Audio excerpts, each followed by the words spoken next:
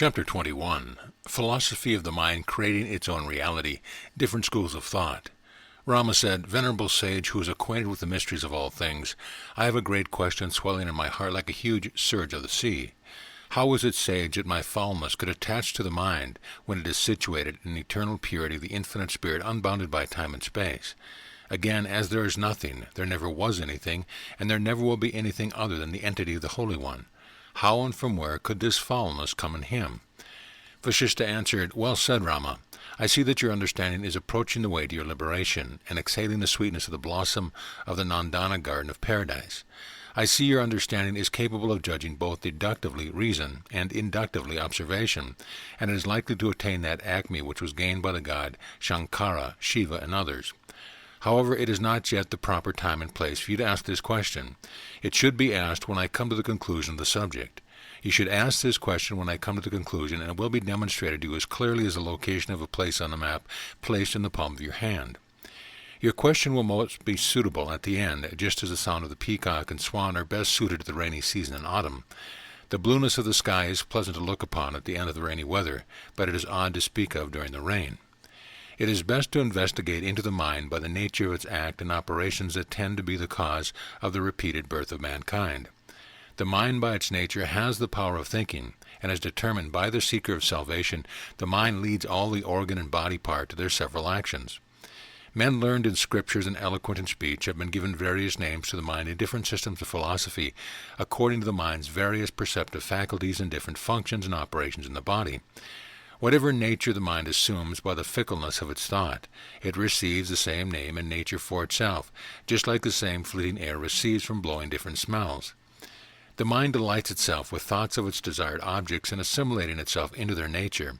It receives the same form in which it delights, and which it assumes to itself in its imagination. The body, being subject to the mind, is molded in the same form as the mind, just as wind is perfumed by the fragrance of the flower bed through which it passes. The inner senses being excited actuate the outward organs of sense in their own ways, just as the exciting motion of winds drives the dust of the earth before their course. The mind exerts its power to make the external organs perform their several functions, just as flying winds drive dust in different directions. Such are the acts of the mind, which is said to be the root of action, and these combine together as inseparably as the flower and its fragrance. Whatever nature the mind adapts to itself by its accustomed habit, the same shoots forth in the form of the mind two kinds of movement, will and action. The mind does its action and brings about the result by its diligent application. In the same way, the mind enjoys the result and enslaves itself to the enjoyment. The mind understands what is its right course, which is whatever agrees with its temperament, and the mind knows for certain that there is no other way to its real good other than its accustomed course. Minds of different casts follow different pursuits according to their particular inclinations. Minds employ themselves in the acquisition of wealth and virtue, desired objects and liberation according to whatever they think is their best choice. Kapila, Samkhya philosophers say the mind is pure substance, like immaterial consciousness, and this view is adapted in their philosophy and scriptures. These men, relying on the error of their own hypothesis, teach their supposed view of the mind to others as the only light to guide them in the way of their salvation. But the teachers of Vedanta doctrines acknowledge the mind as Brahma himself and preach peace and self-control as the only means to attain liberation. The authoritative assertion of Vedanta is that there is no other way to the salvation of the supposed mind, and it is an assumed dogma in other schools also. The Vijnanavada philosophers also have ascertained and upheld peace and self-government as a leader to liberation, but this too is an expression of their false understanding. Thus all sects give out their own views in the false rules that they have adopted for the salvation of their supposed minds. Each school asserts that there is no other way to salvation, except what they lay down. So Buddhists and other sectarians propose a variety of fictitious methods for the liberation of the mind out of their arbitrary will in their respective scriptures. The arbitrary rules of the learned, and those unsupported by the Shruti scriptures, are as numerous and varying from one another as bubbles in clear water. Mighty Rama, know that the mind is the source of all these rules and methods, just as the sea is the source of every kind of gem. There is no innate sweetness in sugar cane or bitterness in the neem leaf, both of which are sucked by insects. There are no heat or cold inherent in the sun or moon. It is the intrinsic habit of the mind that makes a difference. Thus those who want to enjoy the unadulterated happiness of their souls should habituate their minds to assimilate themselves to that happy state, and they are sure to have the same. The mind having fled from the sphere of the phenomenal world, being exempt from all its pleasure and pain, like a young bird with feathers flying in the air by casting off its eggshell and leaving its cage below. O sinless Rama, cherish no fondness for the phenomenal world, which is an unreal illusion full of fear and unholiness stretched out to catch the mind. The wise describe our consciousness of the world as a magic scene, Maya, an appearance of ignorance, avidya, a mere thought and the cause and effect of our acts. Know that the delusive mind stretches the visible world before you, therefore rub it off from the mind like dirty mud. This visible appearance that naturally appears before you in the form of the world is called a product of ignorance by the wise. Men being deluded by it are at a loss to know their real good, like the blinded eyes incapable of seeing the brightness of the day. Contemplation of objects presents phenomena to our view, like trees in the empty sky. Being without thought of objects removes their images from inner and outer sight. The abstract meditation of the thoughtful yogi weakens the outward impression, and by disassociating the soul from all external things, keeps it steady and calm in itself. The mind, by removing its attention from unreal sights, is inclined to the right view of things and produces clarity of understanding and a detached tranquility of the soul. The mind that regards neither realities nor unrealities, and is unconscious to pleasure and pain, feels itself the delight of its singleness or unity. Application of the mind to unworthy thoughts and to the internal or external sides of things blocks the soul from tasting the sweets of its unity. The mind that is subject to endless desires is like the clear sky hidden by clouds. Such a mind wanders into the maze of doubt between truth and untruth, such as supposing the rope to be the serpent. Man, by the mist of his doubts, obstructs his own sight of the clear sky of his consciousness, but he is unaware of his error's obstruction and indulges the fancies of imagination that adds to his error. He takes the true, incorruptible, and supreme Brahma in a different light, as one mistakes one thing for another in the dark or in his error. When man is rid of his false imagination, he comes to the knowledge of true God and his happiness, like one freed from his false apprehension of a tiger in a thicket is set at rest within himself. The imaginary monster of one's imprisonment in the emptiness of the body is dispersed by his insight into it, just as the fear of a lion lurking in the jungle is removed upon finding no such thing. So when you look deeply, you will find no bondage in the world. The notion that this is the world and this is myself are only errors of the mind. Flight of fancy fills the mind with illusions of good and evil, just as the shade of evening presents apparitions of a Tala ghost to little children. Our fancies alight on us at one time and depart at another. They assume different forms at will, just like our consorts act the part of our wives in our youth and nurses in our old age. She acts the part of a housewife in her management of household affairs, and she is taken as a mistress when she embraces us in her bosom. Like an actress, the mind forgets to display its part when it plays another, so everybody is absorbed in the thoughts he has in his head and neglects other thoughts which are absent. The ignorant do not perceive the self-same unity in all things he sees in the world. They are everything in the light of ideas they have imprinted in their minds. They also meet with results in the forms they have in mind, even though in reality they are not what they seem to be, nor are they entirely false. Man sees everything in the same manner in which he thinks it in himself. If his fancy is an elephant in the sky, he sees elephants in the clouds. In his thoughts, he believes these elephants are pursuing their mates, so it is the thought that gives the outward form of things. Rama, repel your drowsiness and behold the Supreme Self in your soul. Be like a bright jewel by repelling the shadows of all external things. It is impossible, O Rama, that one so enlightened as you will receive the reflection of the world as a dull matter like others do. Being certain of its immateriality, never taint your mind with its outward coloring or the knowledge of its reality, but know the reflection of the world is in no way distinct from the Supreme Spirit. Keep in your mind that being who is without beginning or end, and meditate on the Spirit in spirit. Do not let the reflections of your mind stain the pure crystal of your soul. Be on your guard so you never allow the reflection of your mind to taint the clear crystal of your soul. Remain unmindful of phenomena and do not regard any worldly desire. Chapter 22. Qualities of the Mind Resting in Supreme Joy. Vasistha continued, Men of sound judgment are free from mental disturbance and are perfect in their mastery over themselves by restraining the flight of the mind and fastening it to its inner awareness. They swerve from the sight of phenomena as unworthy of their notice. They seek knowledge of their chief good. They behold the all-seeing God in their mental and external sights and have no perception of unintelligent phenomena. They are dormant amidst the thick gloom of error spreading over the confused path of life. They are awake under the transcendent light of divine knowledge that requires the vigilance of the living.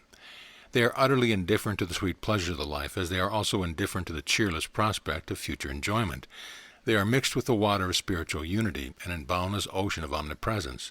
By their rigorous austerities resembling the vigorous heat of the sun, they melt away like ice in a river.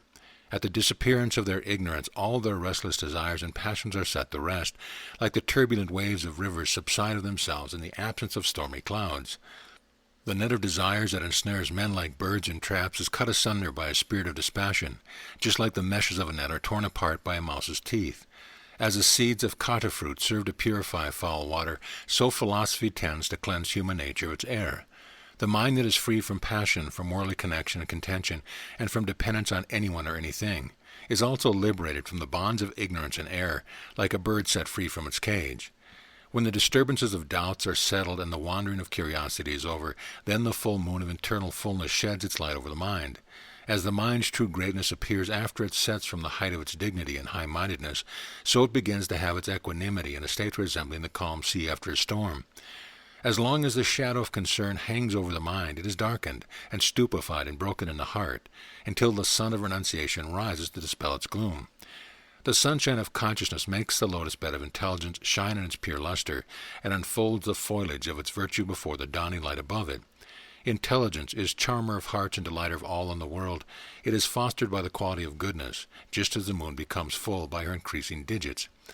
What more shall I say on this subject, other than he who knows the knowable God has his mind expanded like the sphere of heaven, which has no beginning or end. The mind enlightened by reasoning is as exalted in its nature as to take pity on even the gods Hari, Hara, Brahma, and Indra. The gods continually seeking to quench their thirst from waters appearing in the mirage, like the thirsting deer running to them by mistake, are far from tasting the happiness of egoistic yogis.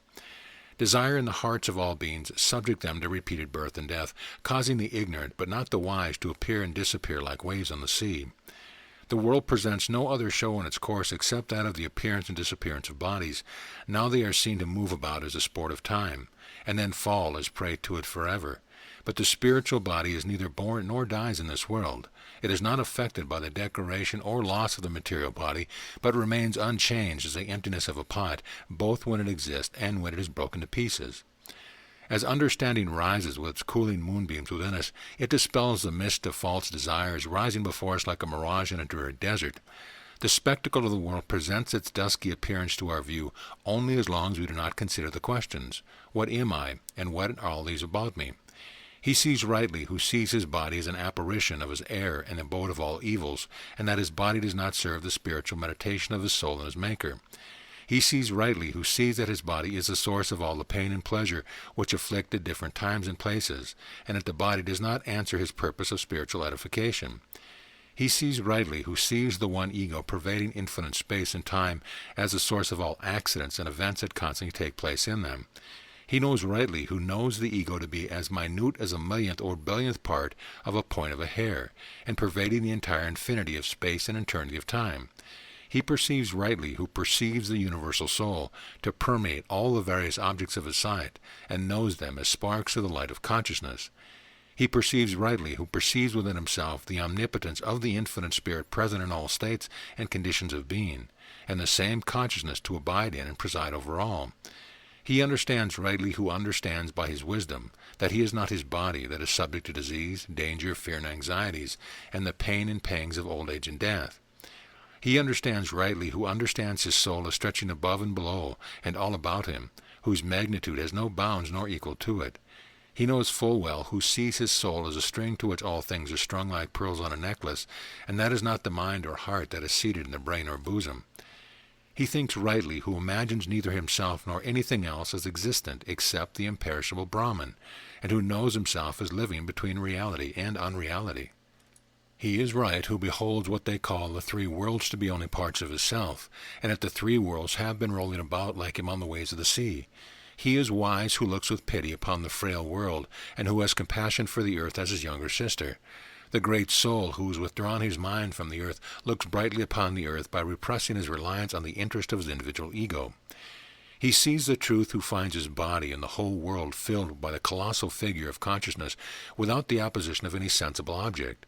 He who looks on the states of misery and happiness that attend worldly life as only the fluctuating conditions of ego has no cause to regret or rejoice at them.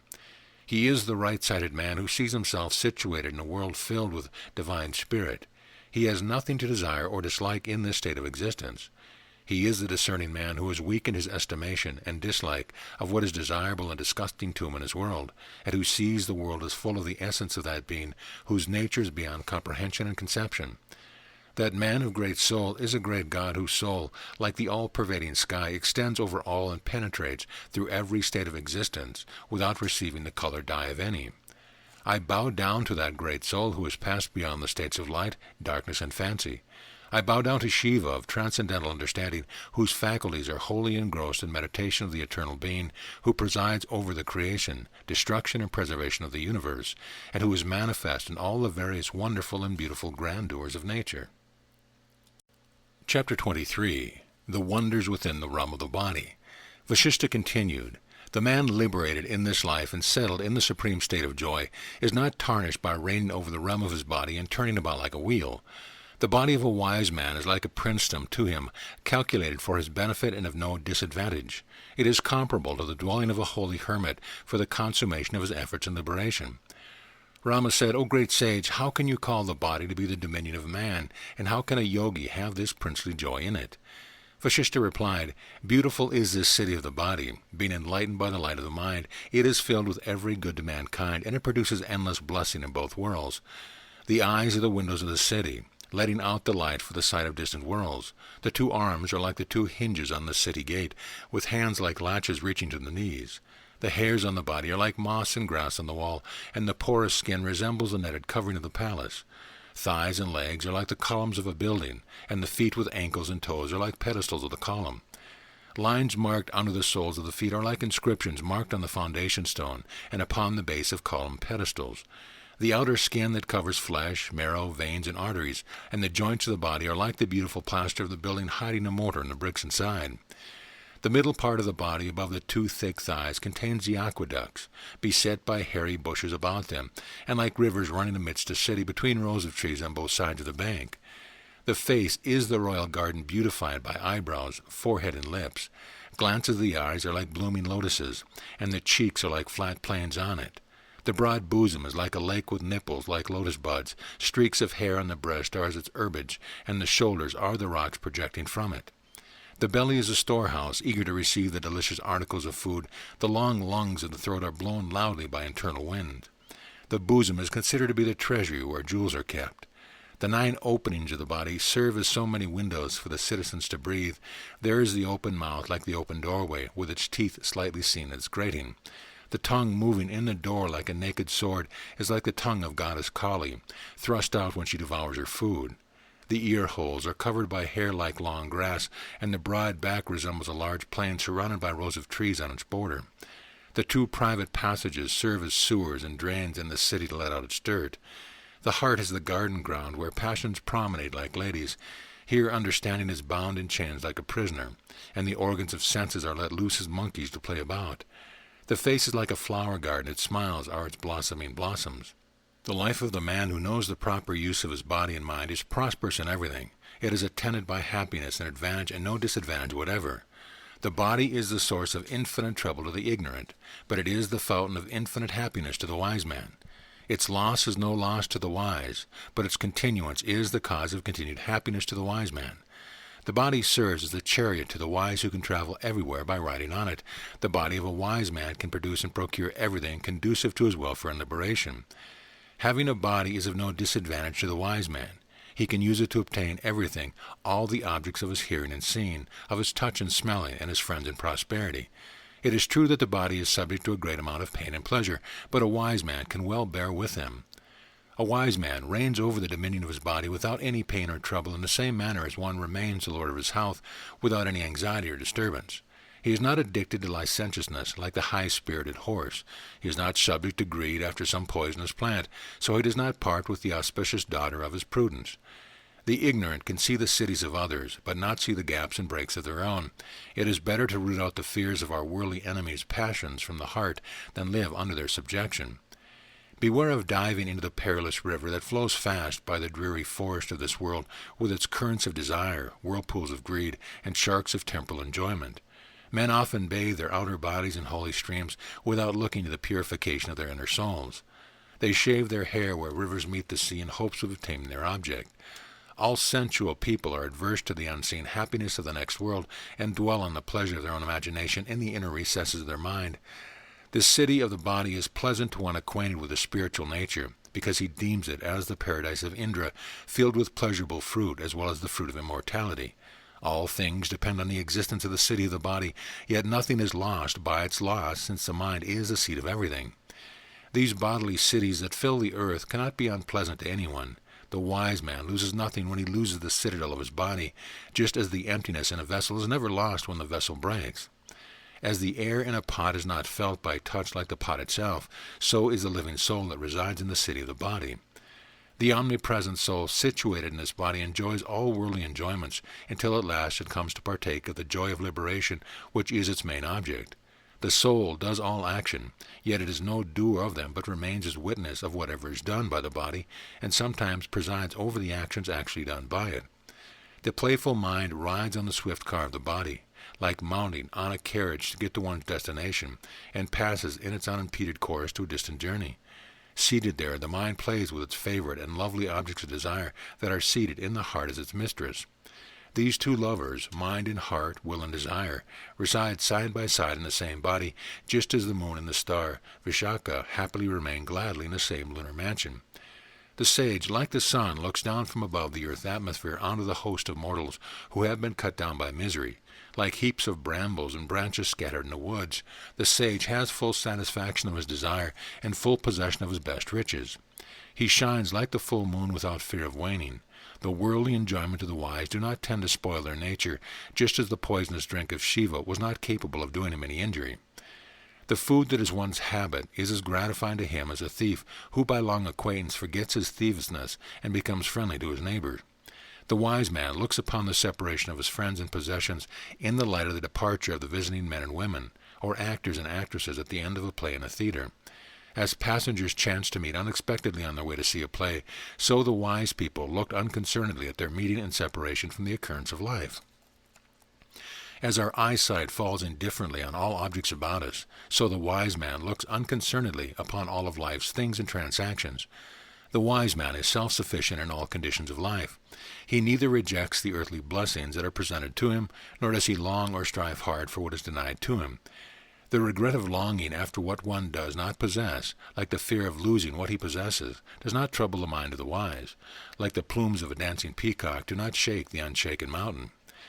The wise man reigns like a monarch, free from all fears and doubts, devoid of all cares and curiosity, and with a mind free from false fancies. The soul that is immeasurable in itself is situated in the Supreme Soul, just like the boundless milky ocean is contained in the body of the one universal ocean. Those who are sober in their minds and tranquil in their spirits laugh to scorn the vile beast of sensuality as being madmen, as there are those who have debased themselves in the state of mean reptiles by the meanness of their sensual appetites. The sensualist, eager to gratify his senses, is as much ridiculed by the wise man as a man who makes a woman deserted by another is derided by his tribe.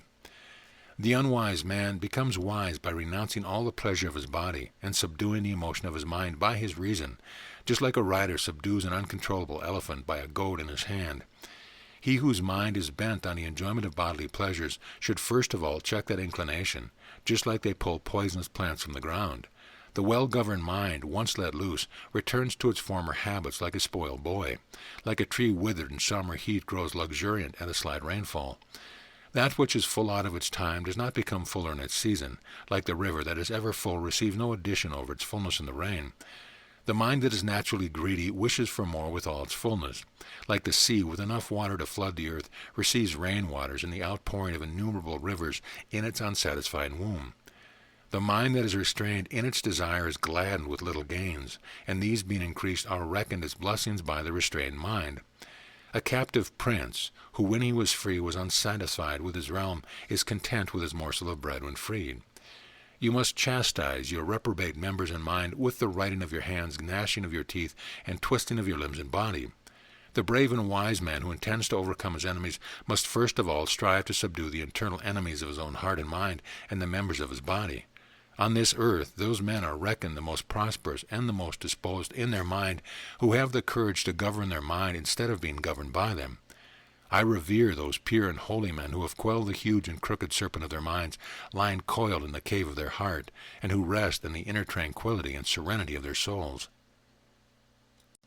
Chapter 24. The Non-Entity of the Mind. Vasistha continued, The vast domain of death in the region of hell is full with the furious elephants of our sins, and the uncontrollable enemies of the senses with the arrows of desire. Our senses, being the source of all misdeeds and wicked actions, are our invincible enemies. They are the ungrateful miscreants working against the body in which they have found their refuge. Wandering senses, like flying birds, have found their nest in the body from where, with outstretched wings of right and wrong, they pounce on their prey like vultures. He who can trap these greedy birds of the senses under the snare of right reason is never ensnared in the trap of sin, but breaks its bonds as an elephant does its chains. He who indulges himself in sensual pleasure, which at first are pleasant, will be disgusted with them in the process of time. He who possesses the treasure of knowledge in his frail body is not overcome by his inner enemies of sensual appetites. The kings of earth are not as happy in their earthly citadels as the lords of the cities of their own bodies and the masters of their own mind. He who has brought his senses under his slavery and reduced the enemy of his mind to subjugation has the blossoms of his understanding ever blooming within him as in the spring meadow. He who has weakened the pride of his mind and subdued the enemies of his senses has his desires all shrunken like lotuses in cold water. So long as the demons of our desires infest the regions of our heart, we are unable to bring the mind under the subjugation of our knowledge of the True One. He is the faithful servant who acts according to the will of his master. He is the true minister who does good service to his prince. He is the best general who has command over the forces of his own body, and the best understanding is guided by reason. The wife is loved for her endearments, and the father is revered for his protection of the child. A friend is valued by his confidence in the mind for its wisdom.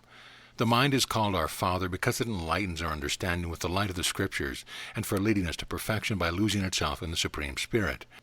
The mind that is well observed and considered all things, that is enlightened and firm in its belief and is employed in laudable pursuits, is truly a valuable gem within the body. The mind, as a counselor of our good, teaches us how to cut down the tree of our transmigration and produce the tree of our future bliss. Such is the gem of the mind, O Rama, unless it is soiled by the dirt and filth of sin and vice. Then it requires washing and cleaning with the water of reason in order to throw its light on you. Be not dormant to cultivate reason as long as you abide in the dark abode of this world. Do not thrust yourself to every accident that awaits upon ignorant and unreasonable men. Do not overlook the mist of error that spreads over this world of illusion, abounding with multitudes of mishap and mischief. Try to cross the wide ocean of the world by riding on the strong boat of your reason, using your discrimination to chart the right course against the currents of your sensual desires. Know your body to be a frail flower and all its pleasure and pain to be unreal. So never take pleasure and pain for realities, as in the instance of the snare, snake, and the matting, but remain above sorrow for anything, as in the instance of Bhima and Basha. O high-minded Rama, give up your misjudgment of reality and of yourself, and of this and that thing. Direct your understanding to the knowledge of the reality which is beyond all these. Then, by forsaking your belief and reliance in the mind, continue in your course of eating and drinking as before. Chapter 25. The Story of Dhamma, Bala, and Kala, created by Demon King Sambara. Vasistha said, O intelligent Rama, who shines as the delight of mankind in this world, and endeavors to attain your chief good by the accomplishment of your best objects, do not let the example of demons Dhamma the snare and Bala the snake apply to your case. Try to extricate yourself from vain sorrowing by the lesson of fortitude as given in the story of Bhima and Basa. Rama asked, What is that parable of the snake and the snake which you say must not apply to my case? Please tell me in order to remove the sorrow of my mind and of all mankind.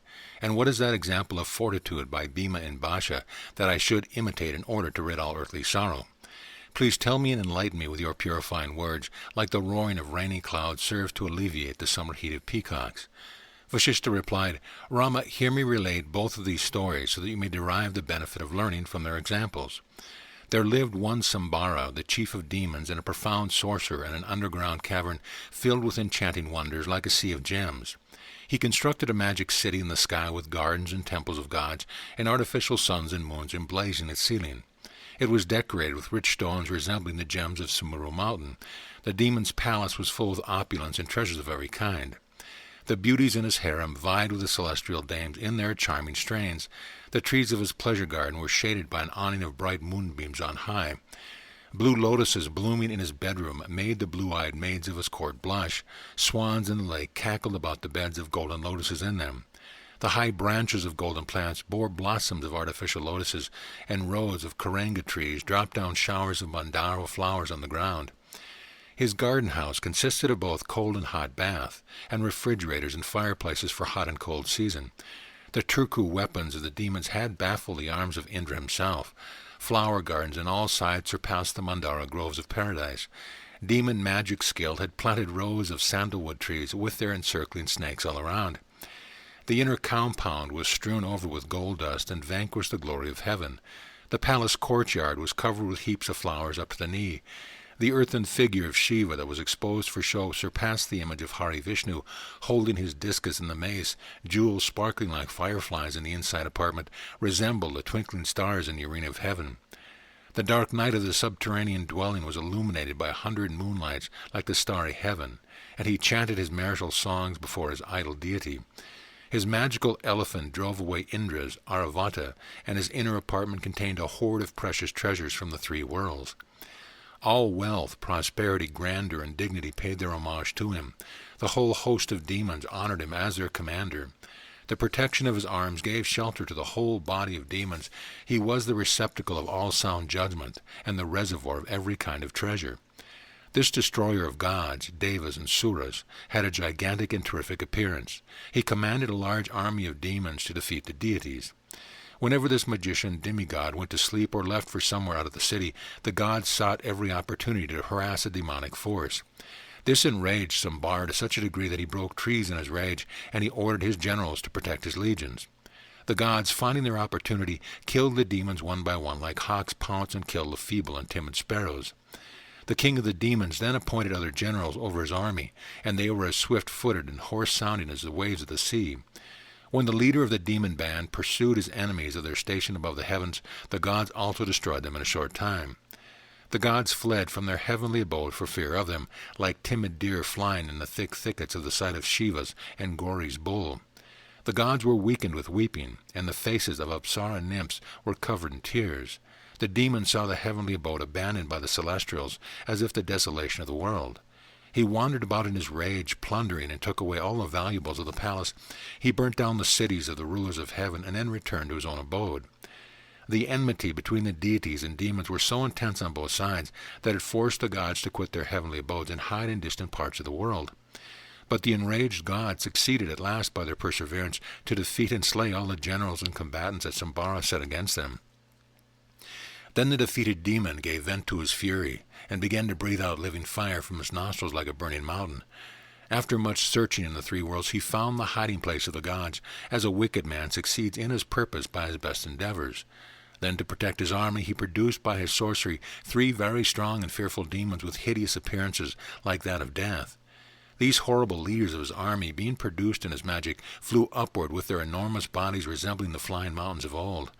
They had the names of Dhamma, the snare, Bala, the snake, and Kata, the mad, given them for entrapping, enfolding, and enwrapping the enemy according to the demon's wish. They were beings without previous birth and devoid of changing desire. The lack of their prior act made them move about as freely as spiritual beings in one uniform tenor of their course. These were not born like men from the seeds of their previous acts with solid and substantial body. They were mere artificial forces in airy forms, copies of images in the demon Sambara's mind. Being born in this way, they followed events as they happened like blind sheep, just like a boy moves his limbs when he is not in sound sleep. These 3 demon generals performed actions devoid of subtle karmic impressions and self or egoism. They did not know the sudden attack of the enemy on them or their attack on the enemy. They did not know running away from battle. They did not know birth or death, victory or defeat, or war, as a matter of fact, but they attacked the enemy in front of them with blows that turned even mountains into dust. Sambara was pleased with them. He was confident that with their help he would defeat the enemy. Sambara was confident that his army, strong and stable, under the shades of the soldiers of the 3 demons, could withstand the onslaught of the gods, just as Mount Meru stands firm in spite of the blows of the teeth of the elephants carrying earth from the 8 quarters. Chapter 26. Description of battle between gods and demons. Vasistha continued. So thinking, the chief of the demons dispatched his generals Dhamma, Bala, and Kata to lead his armies to destroy the gods upon earth. The demonic army rose out of the foaming sea in infernal caverns in full armor and wielding fiendish arms. Then bursting forth with hideous noise, the demon soldiers soared aloft with their huge bodies like mountains flying on high. Their monstrous and mountainous bodies hid the disk of the sun in the sky, and their stretching arms smote him of his rays. They increased in number and size under the leadership of Dhamma, Bala, and Kala. Then the dreadful host of the celestials issued out from the forests and caverns of heavenly Mount Meru like torrents of a great deluge. The forces under the flags of gods and demons fought together with such obstinacy that it seemed to be untimely and deadly struggle between the gods and demons as during the prior world. The heads of decapitated warriors decorated with shining earrings fell down on the ground like the orbs of the sun and moon, which being shorn of their beams as at the end of the world were rolling in the great abyss of chaos. Heroes hurled huge hills with a hoarse noise of roaring lions. Hills were blown up and down by the blast of an all-destroying tornado. Warriors' broken weapons fell on mountain tops and were ground to granules. They fell like hailstones upon lions that had been resting on their shades below. The sparks of fire that flew about from the clashing of the weapons were like the scattered stars of the sky flying at random on the last day of disillusion.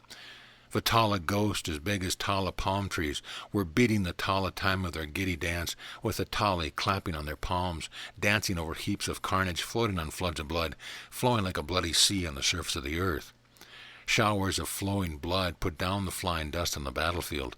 Numbers of crowned heads separated from their bodies glistened among the clouds like so many stars sparkling in the sky. Demons filled all sides, blazing like burning sun with their luminous body.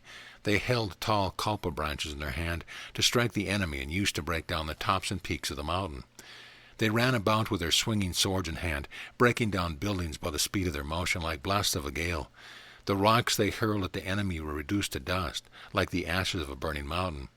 The gods also pursued them like sacrificial horses, driving the weaponless demons like clouds before the storm. They fell upon and laid hold of them like cats pouncing upon rats, seizing them for their prey. Meanwhile, demons also seized God like bears lay hold of men climbing tall trees with fear. Thus gods and demigods dashed against one another, like forest trees in a storm strike each other with their branching arms, and scattered the flowers of bloodshed on both sides. Their broken weapons lay scattered on all sides, like heap of flowers lying on the sides of the hill after a strong gale has passed. There was a close fight between armies, a confused noise filling the vault of the sky, which like the hollow of an undama tree resounded to the combined hum of gnats rumbling within. The elephants that ruled the different quarters of the sky sent their loud roars, answering the tremendous noise of the world-destroying cloud. The thickened air grew as hard as the solid earth with the gathering clouds, and thickened clouds, so dense a fist could grab them, were heavy and slow in their motion. Broken weapons repelled by war chariots hit against the hills and emitting a rattling noise from their inner hollowness, like the discordant sounds of a chorus. Mountain forests were set on fire by fiery weapons, and burning rocks melted down their lava with a noise as dreadful as that of the volcanic Mount Meru, with its melting gold and blazing with the brightness of the 12 suns of the zodiac. The clamor of battle was like that of the beating waves of a boisterous ocean, filling the vast deep of the earth, resounding hoarsely by their impact. Demons hurled huge rocks that flew like birds in the air, with their flapping wings sounding like thunderclaps, while the hoarse noise of rocky caverns sounded like the deep-sounding ocean. The clamor of warfare resembled the rumbling of the ocean when it was churned by Mandara Mountain, and the clashing of weapons sounded like the gods clapping their hands in their revelry for the ambrosial nectar. In this war between the two armies, the haughty demons gained the day and laid waste to the cities and villages of the god, together with their lands of hills and forest. The mountainous bodies of demons were also pierced by the gods' great weapons, and the roof of heaven was filled with flying weapons flung by the hands of both parties. Bursting rockets broke the peaks and pinnacles of rocks by the hundreds. The flying arrows pierced the face on both gods and demigods. Whirling discs lopped off the heads of the warriors like blades of grass, and the clamor of the armies rolled with an uproar in the midway sky. Struck by flying weapons, heavenly charioteers fell upon the ground, and their celestial cities were deluged by the hydraulic engines of the demons. Flights of swords, spears, and lances flew in the air like rivers running down mountainsides. The vault of heaven was filled with war whoops and the shouts of the combatants. The palaces of the ruling gods were falling under the blows of demons from behind. Their female apartments echoed with the lamentations and jingling bells of the goddesses. The stream of flying weapons from the demons washed the bodies of fighting men with blood, making them fly out from the battlefield with hideous cries. Death was now lurking behind, now hovering over the heads of the gods and leaders of the armies, like a black bee now sulking in and then flitting over the lotuses. Armies on both sides were defeated by the blows of the gods and demigods in the battlefield. Demons flew in the air like winged mountains, moving around the sky, making a whizzing rustle that was dreadful to hear. The mountainous bodies of the demons, pierced by the gods' weapons, were gushing out with streams of blood that converted the earth below to crimson sea and tinged the air with purple clouds over the mountain heights. Many countries and cities, villages, forests, vales and dales were laid waste, and innumerable demons, elephants, horses, and human beings were put to death. Also numbers of elephants were pierced with long and pointed shafts of steel and iron, and the bodies of huge Airavantas were bruised by the blows of steeled fists. Flights of arrows, falling in showers like flood rains, crushed the top of the mountain. The friction of thunderbolts broke down the bodies of the mountainous giants. Furious flames of heavenly fire burned the bodies of the infernal host, who in their turn quenched the flame with the waterspouts drawn out of their underground deep. Enraged demons flung up and hurled huge hails against the gods, falling fires which, like a wild conflagration, melted the hard stones to liquid water. The shadow of the demons' weapons spread a dark night in the sky, which the gods destroyed by the artificial flame of lightning, blazing like so many suns in heaven. The fire of the lightning dried up the waters of the raining clouds, and the clashing of arms emitted a shower of fire on all sides. The shower of thunder arms broke down the battery of mountain ramparts, and the sleep weapon of slumber dispelled by that of its counteraction. Some bore the sign weapon, while others held the Brahmastra, the invincible weapon of warfare that dispels the darkness of the field by its flashing. The air was filled with shells and shots fired by firearms. Machines for hurling stones crushed the missile weapons of fire. War chariots with their uplifted flags and moon-like discs moved like clouds about the horizon, while their wheels rolled with loud roaring under the roof of heaven. The constant thunder of heaven were killing demons in numbers, who were again restored to life by the great art of Shukra that gave immortality to demonic spirits. Now the gods were victorious, and now flying away defeated. Now they looking to their good stars, and now to the inauspicious ones in vain. They looked upon heaven with uplifted heads and eyes for signs of good and evil, but from the heaven above the world on earth below appeared like a sea of blood.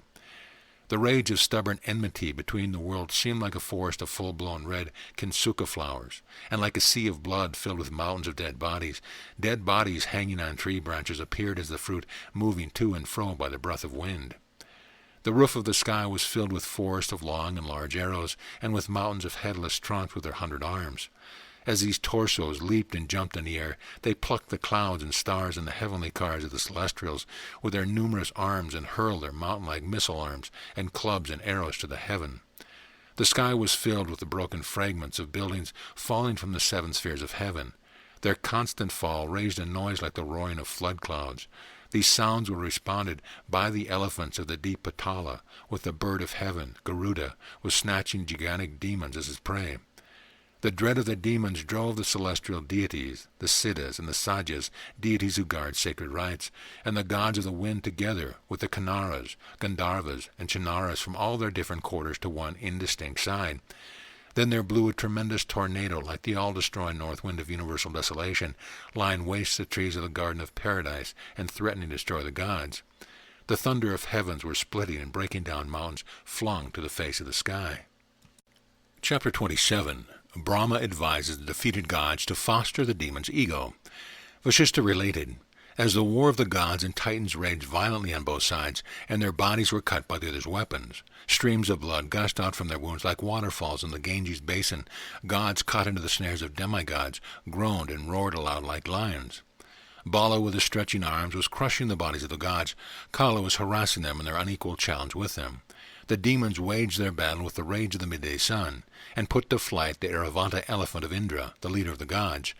Gods dropped down with their bodies gored with wounds and spotting with blood. Their armies fled on all sides like the currents of a river overflowing and breaking down its bank. Dhamma, Bala, and Kala pursued the flying and flee gods in the same manner as a raging fire runs after wood for its fuel. The demons sought and searched long after the gods in vain, for they had disappeared like deer and lions among the thickets after breaking loose from their traps. Failing to find the gods, the general Dhamma, Bala, and Kala returned with cheerful hearts to their chief in his home in the infernal region. The defeated gods halted a while, then prayed to Almighty Brahma in order to consult him on the means of gaining victory over the demons. Brahma then appeared to the blood-smeared gods with his purple countenance, like the bright and cooling moonbeams appear in the evening on the surface of the sea, colored with the crimson colors of the setting sun. The gods bowed down before Brahma and complained of the danger that was brought upon them by Sambara through his generals Dama, Bala, and Kala, whose doing they had fully described to him. The judging Brahma, having heard and considered all this, delivered the following encouraging words to the host of gods before him. Brahma said, "You will have to wait another 100,000 years before you can destroy Sambara under the arms of Hari Vishnu in an open engagement.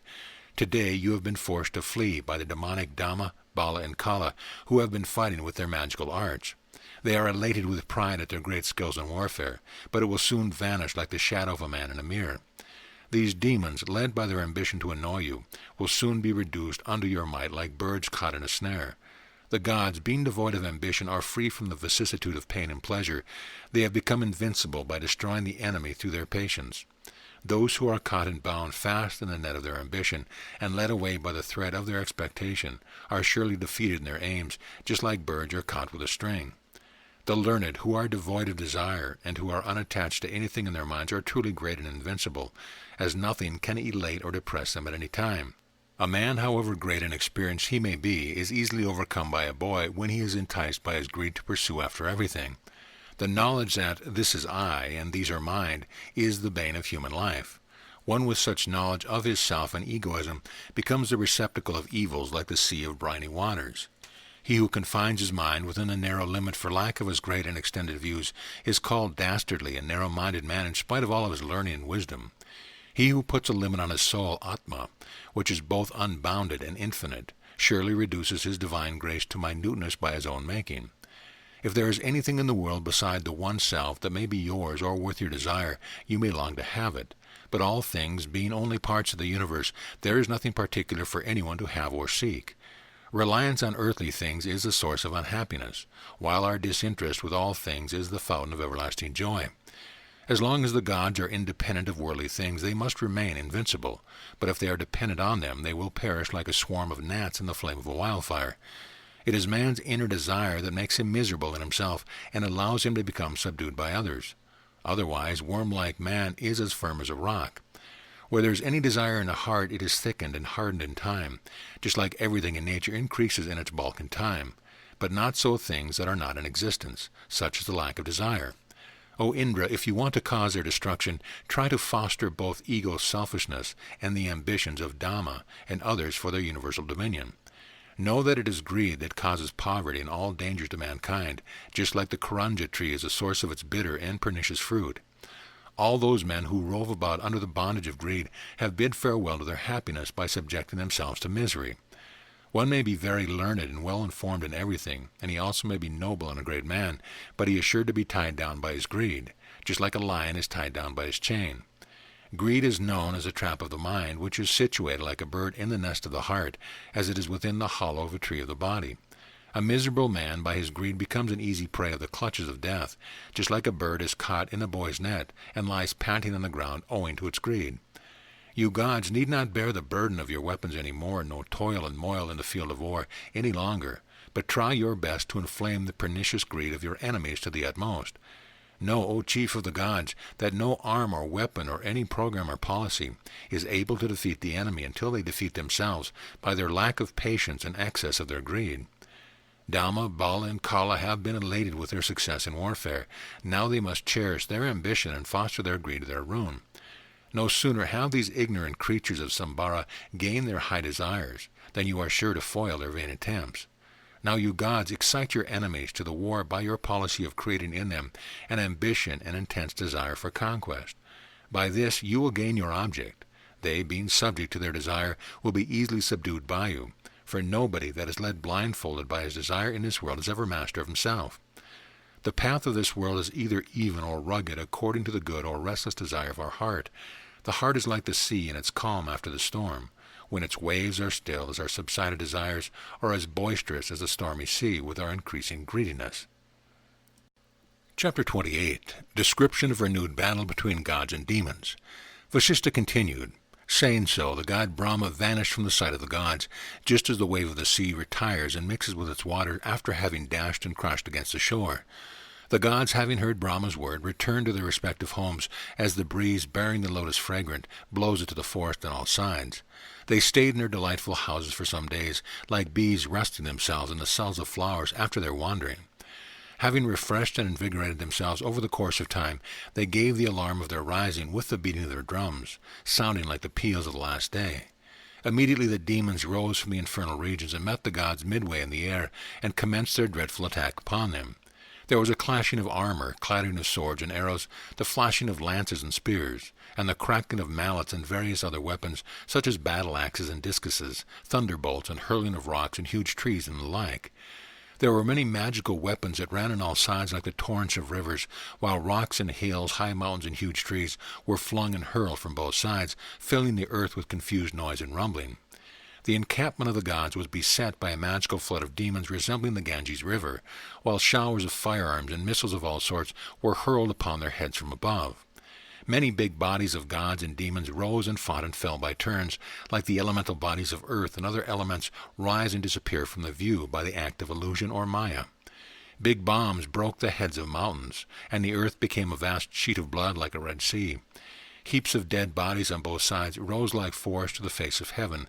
Living lions with iron bodies, rows of saw-like teeth, and nails white as cassaflowers were let loose by the magic art to roam rampant in the airy field.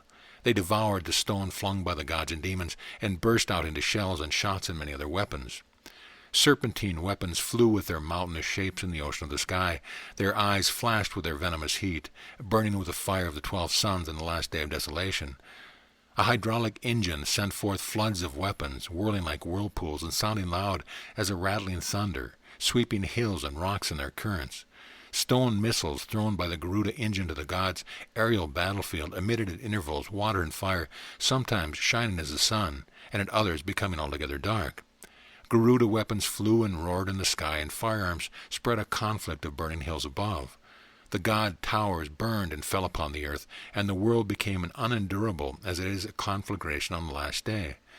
Demons jumped up to the sky from the surface of the earth as birds fly to heaven from mountain tops. Gods fell violently on the earth like pieces of rock plummeting to the ground. Long weapons sticking in the bodies of gods and demons were like bushes with their burning pain.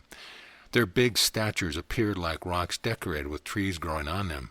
Gods and demons wandering with their mountainous bodies, all streaming in blood, appeared like the evening clouds of heaven pouring the purple flood of the celestial Mandakini River, the Milky Way. Showers of weapons fell like waterfalls or rain showers, and the tide of thunder flowed as fast as the fall of meteoric fire in haphazard confusion. Those skilled in the arts were pouring floods of purple fluids mixed with the red clay of mountains from the pipes of elephant trunks, just like they sprinkle the festive water of holy mixed with red powder through a syringe. Gods and demons, though worried by one another, did not yet give up their hope of victory, but hurled weapons from their hands to harass each other. Riding on the broad backs of big elephants, they wandered in the air, spreading their brightness all around.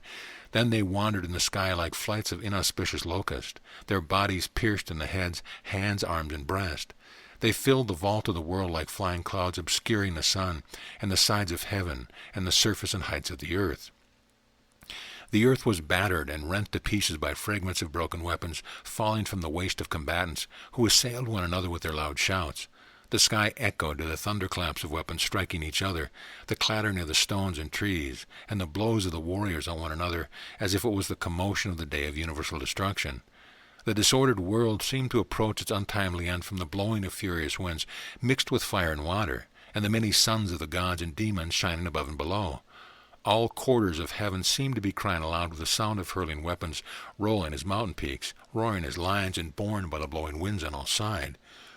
The sky appeared as an ocean of illusion, burning with the bodies of warriors like flaming trees, and rolling in surges of gods and demon dead bodies floating on it like mountains. The edges of the earth seemed like forests made by the clubs, lances, spears, and many other weapons constantly falling upon them. The horizon was surrounded by the big and impenetrable line of demonic bodies resembling the chain of Mount Samuro encircling the earth. The earth itself resembled an ocean filled with the mountainous bodies of fallen warriors and towers of celestial cities blown down by the wind. The sky was filled with violent sounds, and the earth and its mountain were washed by torrents of blood. Blood-sucking demons danced on all sides and filled the cavity of the world with confusion. The dreadful warfare between gods and demons resembled a tumult that raged through the endless space of the world, that rise and fall with the alternations of pleasure and pain to which it is constantly subject. Chapter 29. Defeat of the Demons. Vasistha continued, "In this manner the energetic and murderous demons repeated their attacks and waged many wars with the gods. They carried on their warfare sometimes by fraud and oftentimes by their aggressiveness, and frequently after a truce of open war was made with the gods. They sometimes fled, renewed their strength, and attacked again in the open field. Other times they lay in ambush, concealed in their underground caves. Thus they waged their battle against the celestials for 35 years, by repeatedly flying and withdrawing from the field. Then reappearing with their arms, they fought again for 5 years, 8 months and 10 days, shooting their firearms, trees, and stones, and thunders upon the god. Being used to warfare for such a long period, at last they grew proud of their superior strength, and repeated successes and entertained the desire of their final victory. Their constant practice in arms made them sure of their success, just as the nearness of objects casts their reflection in the mirror. But as distant objects are never reflected in the glass, so the desire for anything is never successful without intense application to it. So when the desires of the demons Dhamma and others became identified with their selves, their souls degraded from their greatness and became confined to their belief of the desired objects. All worldly desires lead to false expectation, and those entangled in the snares of their expectations are thereby reduced to meanness in their spirit. Falling into the errors of egoism and selfishness, the demons were led into the blunder of me-ism, thinking these things as mine, just as man mistakes a rope for a snake. Being reduced to the depravity of selfishness, they began to think their personalities consisted in their bodies. They began to reflect how their bodies could be safe and secure from harm from head to foot. They lost their patience by continually thinking about protecting their bodies, their properties, and their pleasure of life. Desire of their enjoyment diminished their strength and valor. Their former acts of gallantry now became a dead letter to them. They thought only how to become lords of the earth, and thus became lazy and weak like lotus flowers without water. Their pride and egoism led their inclination towards the pleasure of good eating and drinking, and to the possession of every worldly good. They began to hesitate to join in warfare, and became as timid deer, afraid to encounter furious elephants ravaging the forest. They moved slowly in despair of their victory and for fear of losing their lives in their encounter with the gods' furious elephants in the field. These cowards, wishing to preserve their bodies from the hands of death, became so powerless that they rested satisfied with their enemies' feet on their heads. Thus those unnerved demons were as unable to kill the enemy standing before them as a fire without enough fuel is unable to consume the sacred ghee offering. They become like gnats before the aggressive gods, standing with their bruised bodies like beaten soldiers. What more needs to be said? The demons were overpowered by the gods and fled from battlefield in fear of their lives. When the demons Dhamma, Bala, and Kala and others were repulsed by the prowess of the gods and fled cowardly in different ways, the remaining demons fell down before the gods and fled from the air on all sides, like the falling stars of heaven at the end of a Kalpa age. They fell upon the summits of mountains and in the trees of the Sumera range. Some were wrapped in the folds of the clouds above, and others fell on the banks of distant seas below.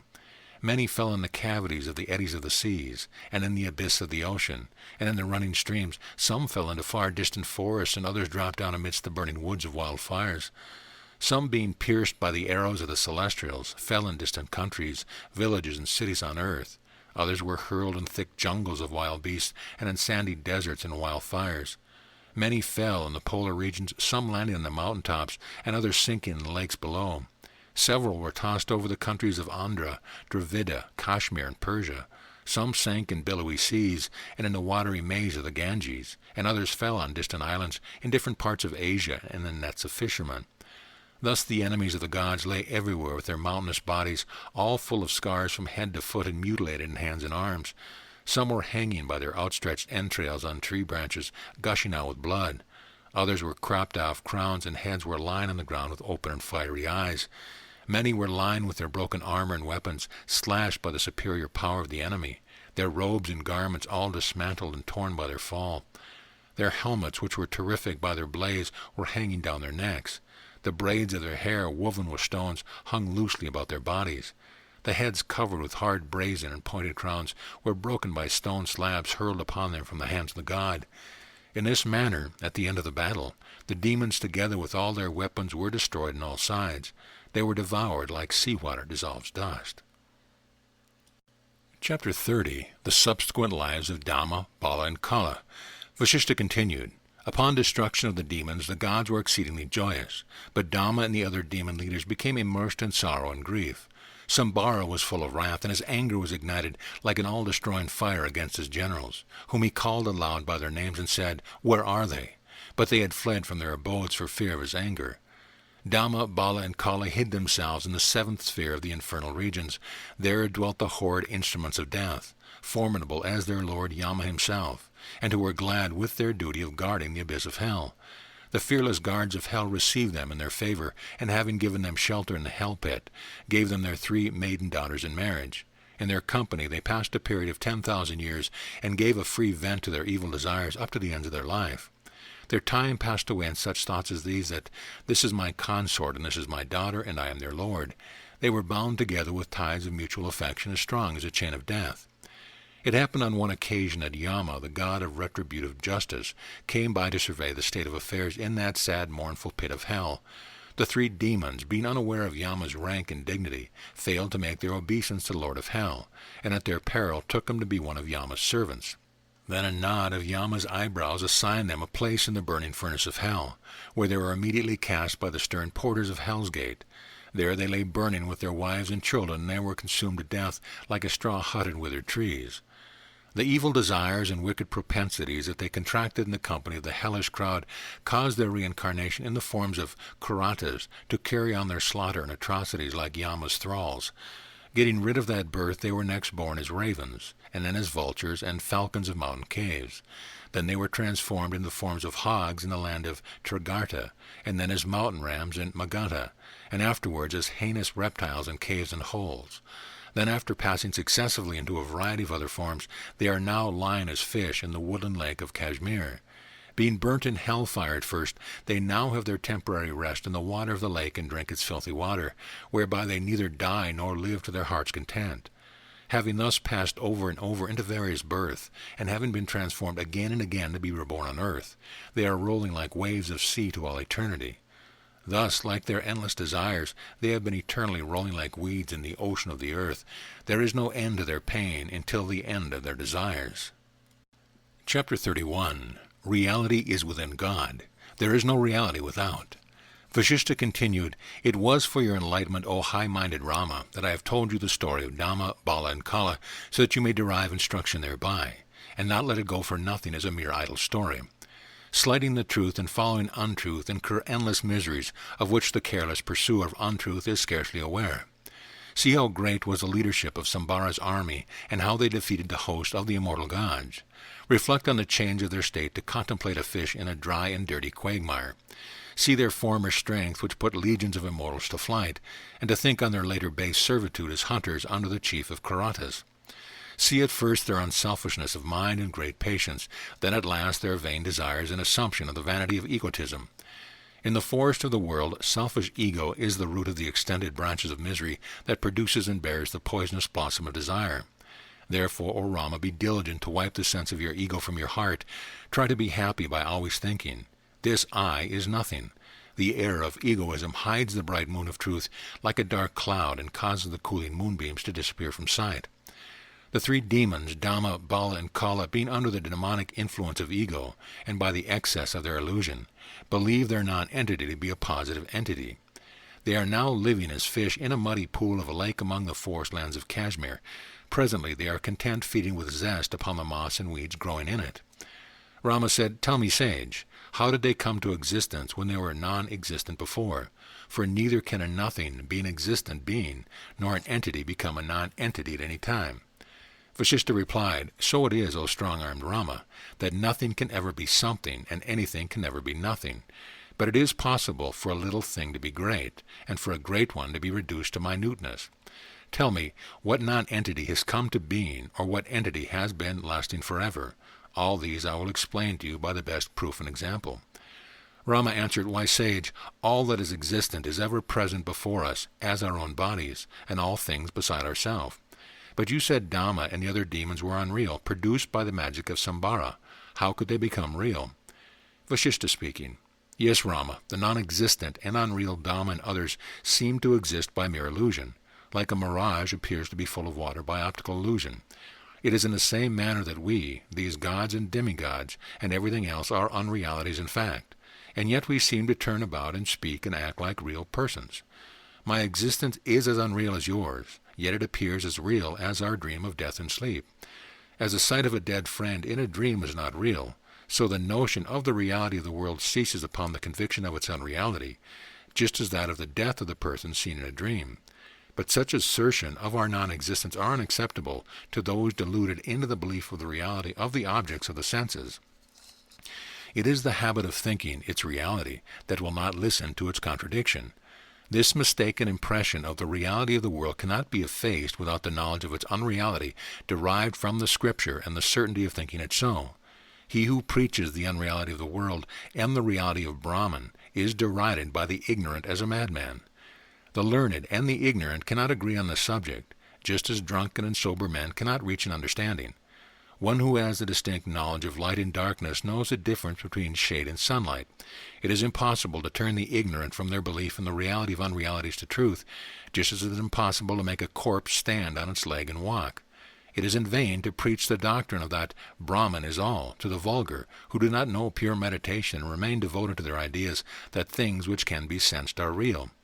The learned, who know themselves to be Brahman, know that it is useless to lecture the ignorant on this subject.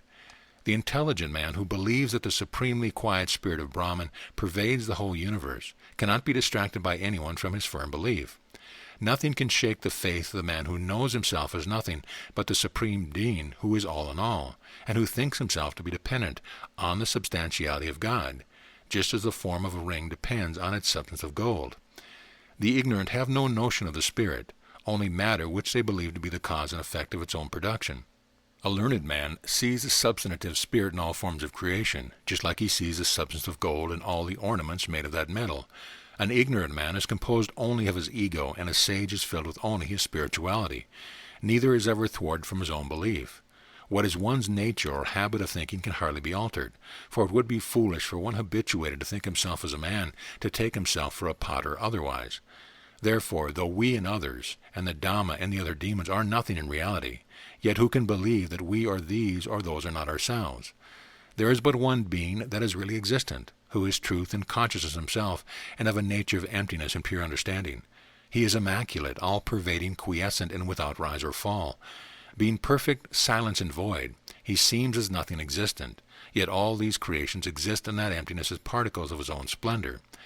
As the stars are seen to shine resplendent in the darkness of night, and as worms and waves are seen to float on the surface of the waters, so do all these phenomena appear to occur in his reality. Whatever that being purposes himself to be, he immediately conceives himself to be the same.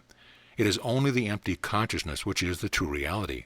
All others are also real when viewed in and rising and setting in out of its own will. Therefore, there is nothing real or unreal in the three worlds. It is all or in the same form as it is viewed by consciousness.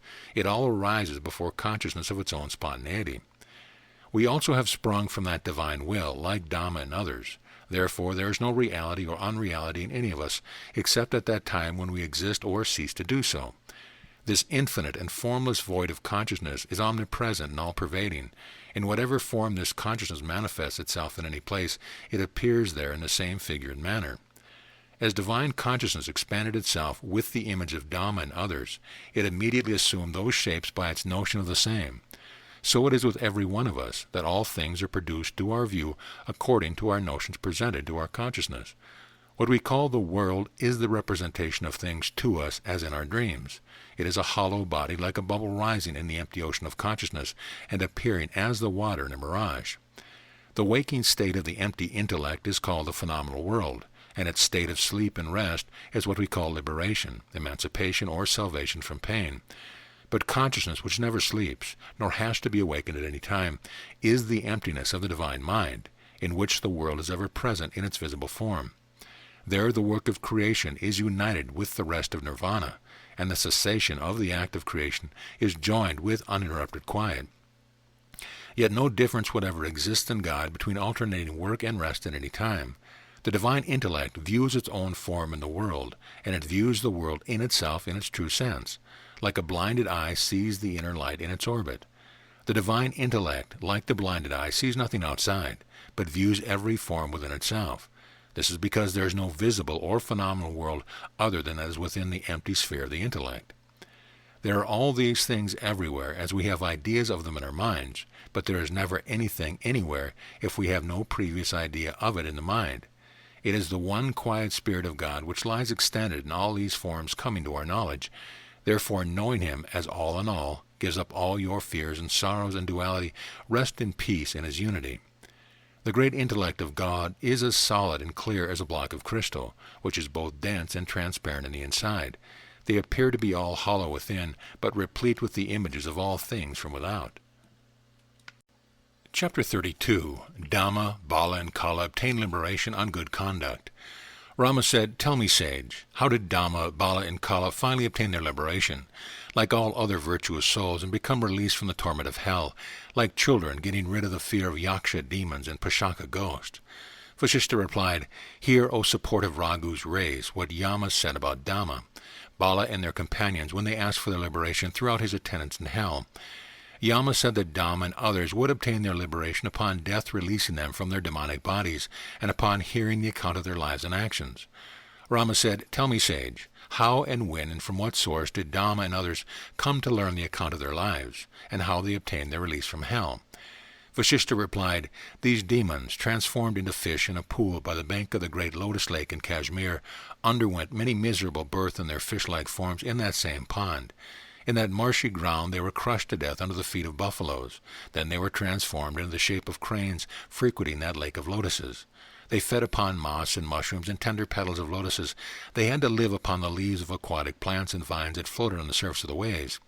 They swung in cradles of flowers, rested on beds of blue lotuses, dived in the vortices of the waters, and flew under the cooling showers of rainy clouds. At last these charming cranes and herons were cleansed of their brutish foulness by their vegetable food of sweet fruits and flowers, and by their pure beverage of the crystal lake, the food of holy saints. Having by these means obtained a clear understanding, they were prepared for their release from their brutish states.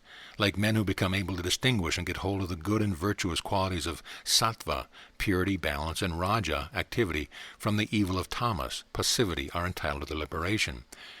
Now in the happy valley of Kashmir there is a city by the name of Vasistha, which is surrounded on all sides by mountains and trees. It is very romantic in appearance. In the middle of that city there is a hill known as Pradyuma Sakhara. It resembles a pistil rising from the center of a lotus flower. On the top of that hill there is a building towering over all other buildings, and piercing the sky with its high turrets that appear like pinnacles above its summit. On the northeast corner of that building there is a hollow at the top of its towering turret. It is overgrown with moss and continually resounds to the blowing wind. There the demon Balya, in the form of a sparrow, built his nest and chirped his meaningless notes, like one who repeats Vedic hymns without knowing their meaning. At that time there was a king in that city named Yasakara, or the Renowned, who reigned there like Indra over the gods in heaven. The demon Dhamma became a gnat and dwelt in that building and continued to buzz his low tone in the crevice of the lofty column. It came to pass that the citizens of Vasistha prepared a playground named Ratvanati Vihara in that city. There resided the king's minister, Narashima by name.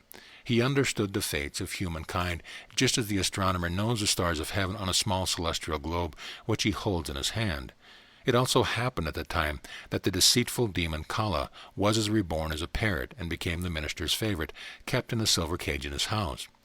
It then turned out that the minister recited the poetic story of the war between demons and gods to the resident of the palace. The parrot Kara happened to hear it. He remembered his past life, whereby he was absolved of his sins and attained his final liberation. The sparrow, living on top of Pradyumana Hill, also chanced to hear the story of his life in that palace, and he obtained his liberation thereby. Dhamma, who lived in the palace in the form of a gnat, also happened to hear the minister recital of his tale, and thereby obtained his peace and release. In this manner, O Rama, the sparrow of Pradyumana Hill, the gnat in the palace, and the parrot in the playground, all had their liberation. Thus I have told you the whole story of the demon Dhamma and the others, which should fully convince you of the vanity of the world. Only the ignorant are tempted to vanity by their error, just like those led to the illusion of water in a mirage. Even the great are liable, like these demons, to fall low by their error. Think how one of those demons who had reduced the high Mero and Mandara mountains with a knot of his eyebrows was constrained to remain as a contemptible gnat in the crack of a pillar in the palace. Look at the other who threatened to destroy the sun and moon with a slap, living at last with a poor sparrow on the hole of the peak of a Pradyumana hill. Look at the third who balanced Mount Meru like a flower bouquet in his hand, lying imprisoned as a parrot in a cage at the house of Narashima. When the sphere of pure consciousness is colored with ego, it is debased into another form and another birth without changing its nature. A man's wrong desire makes him take the untruth for truth, just like a person's excessive thirst makes him mistake a mirage for water, and thereby he loses both his way and his life. Only those men can cross the ocean of the world who by the natural bent of their good understanding are inclined to study Scripture and look forward to their liberation by rejecting whatever is vicious and untrue. Those prone to false reasoning and heresy by rejecting revelations are subject to various changes and miseries. They lose the best of life and fall like running water into a pit. But those who walk by the dictates of conscience and follow the path pointed by the Vedas are saved from destruction and attain their best state. O high-minded Rama, he whose greed makes his mind always long after having this thing and that thing, loses the highest goal of his being. Parama Purushartha, leaving not even ashes or any other trace behind. The high-minded man regards the world like straw, and shuns all its concerns like a snake casting off its skin. He whose mind is illumined by the wonderful light of truth is always taken under the protection of the gods, just as the cosmic egg is protected by Brahma. Nobody should walk in paths that are long and wearisome, crooked and winding, and surrounded by danger and difficulties. Rahu, the ascending node of the moon, lost its life by its curved course and to drink the nectarine beams of the moon. He who abides by the dictates of the true Scriptures and associates with the best of men is never subject to the darkness of error. Those renowned for their virtues have the power to bring their destiny under their command, convert all their evils to good, and render their prosperity perpetual. Those who are unsatisfied with their qualifications, and those who thirst after knowledge and are seekers of truth, are truly called human beings. All others are only brutes. Those whose hearts are like lakes brightened by the moonbeams of fame have the form of Vishnu seated in their hearts, just as in the sea of milk. Repeatedly desiring enjoyment of what has been enjoyed, and seeing what has often been seen, is not the way to get rid of the world. It is the cause of repeated birth for the same enjoyment and sights. Continue to abide by the established rule of conduct, act according to the Scriptures and good custom, and break off the bonds of worldly enjoyment, which are all only vanities. Let the world resound with the renown of your virtues reaching to the skies, because your fame, and not the enjoyment you have enjoyed, will immortalize your name. Those whose good deeds shine like moonbeams and are sung by the maidens of heaven are said to be truly living. All others, unknown to fame, are really dead. Those who aspire to their utmost perfection by their unfailing effort and acting according to the precepts of the Scriptures are surely successful in their attempt. Patiently adhering to the Scripture without hastening for the success and perfecting oneself by long practice produce the ripe fruits of consummation. Now, Rama, renounce all your sorrow and fear, your anxieties, pride, and hastiness. Conduct yourself according to the law and Scriptures and immortalize your name. Take care what your sensuous soul does not perish like prey in the snare of your sensual appetites, or like a blind old man fallen into the hidden pits of this world. Do not allow yourself to be degraded below the vulgar, but consider well the Scripture as the best weapons to defeat the danger and difficulty of the world. Why endanger your life in the muddy pit of this world, like an elephant falling in a pit under the keen arrows of the enemy? Avoid and only taste its enjoyment, and you are free from all danger. Of what use is wealth without knowledge? Therefore devote yourself to learning, and consider your riches to be only trash and bubbles. Knowledge of heretical Scriptures has made beasts of men, making them miserable and unhappy by their unprofitable argument. Now wake and shake off the dullness of your long, deep, and death-like sleep, like the torpor of an old tortoise lying in a bog. Rise and accept an antidote to ward off your old age and death. This prescription is knowledge that all wealth and property are for our evil, and all pleasure and enjoyment tend only to sicken and weaken our bodies. No difficulty to be your prosperity, and your detachment from the world to be your great gain.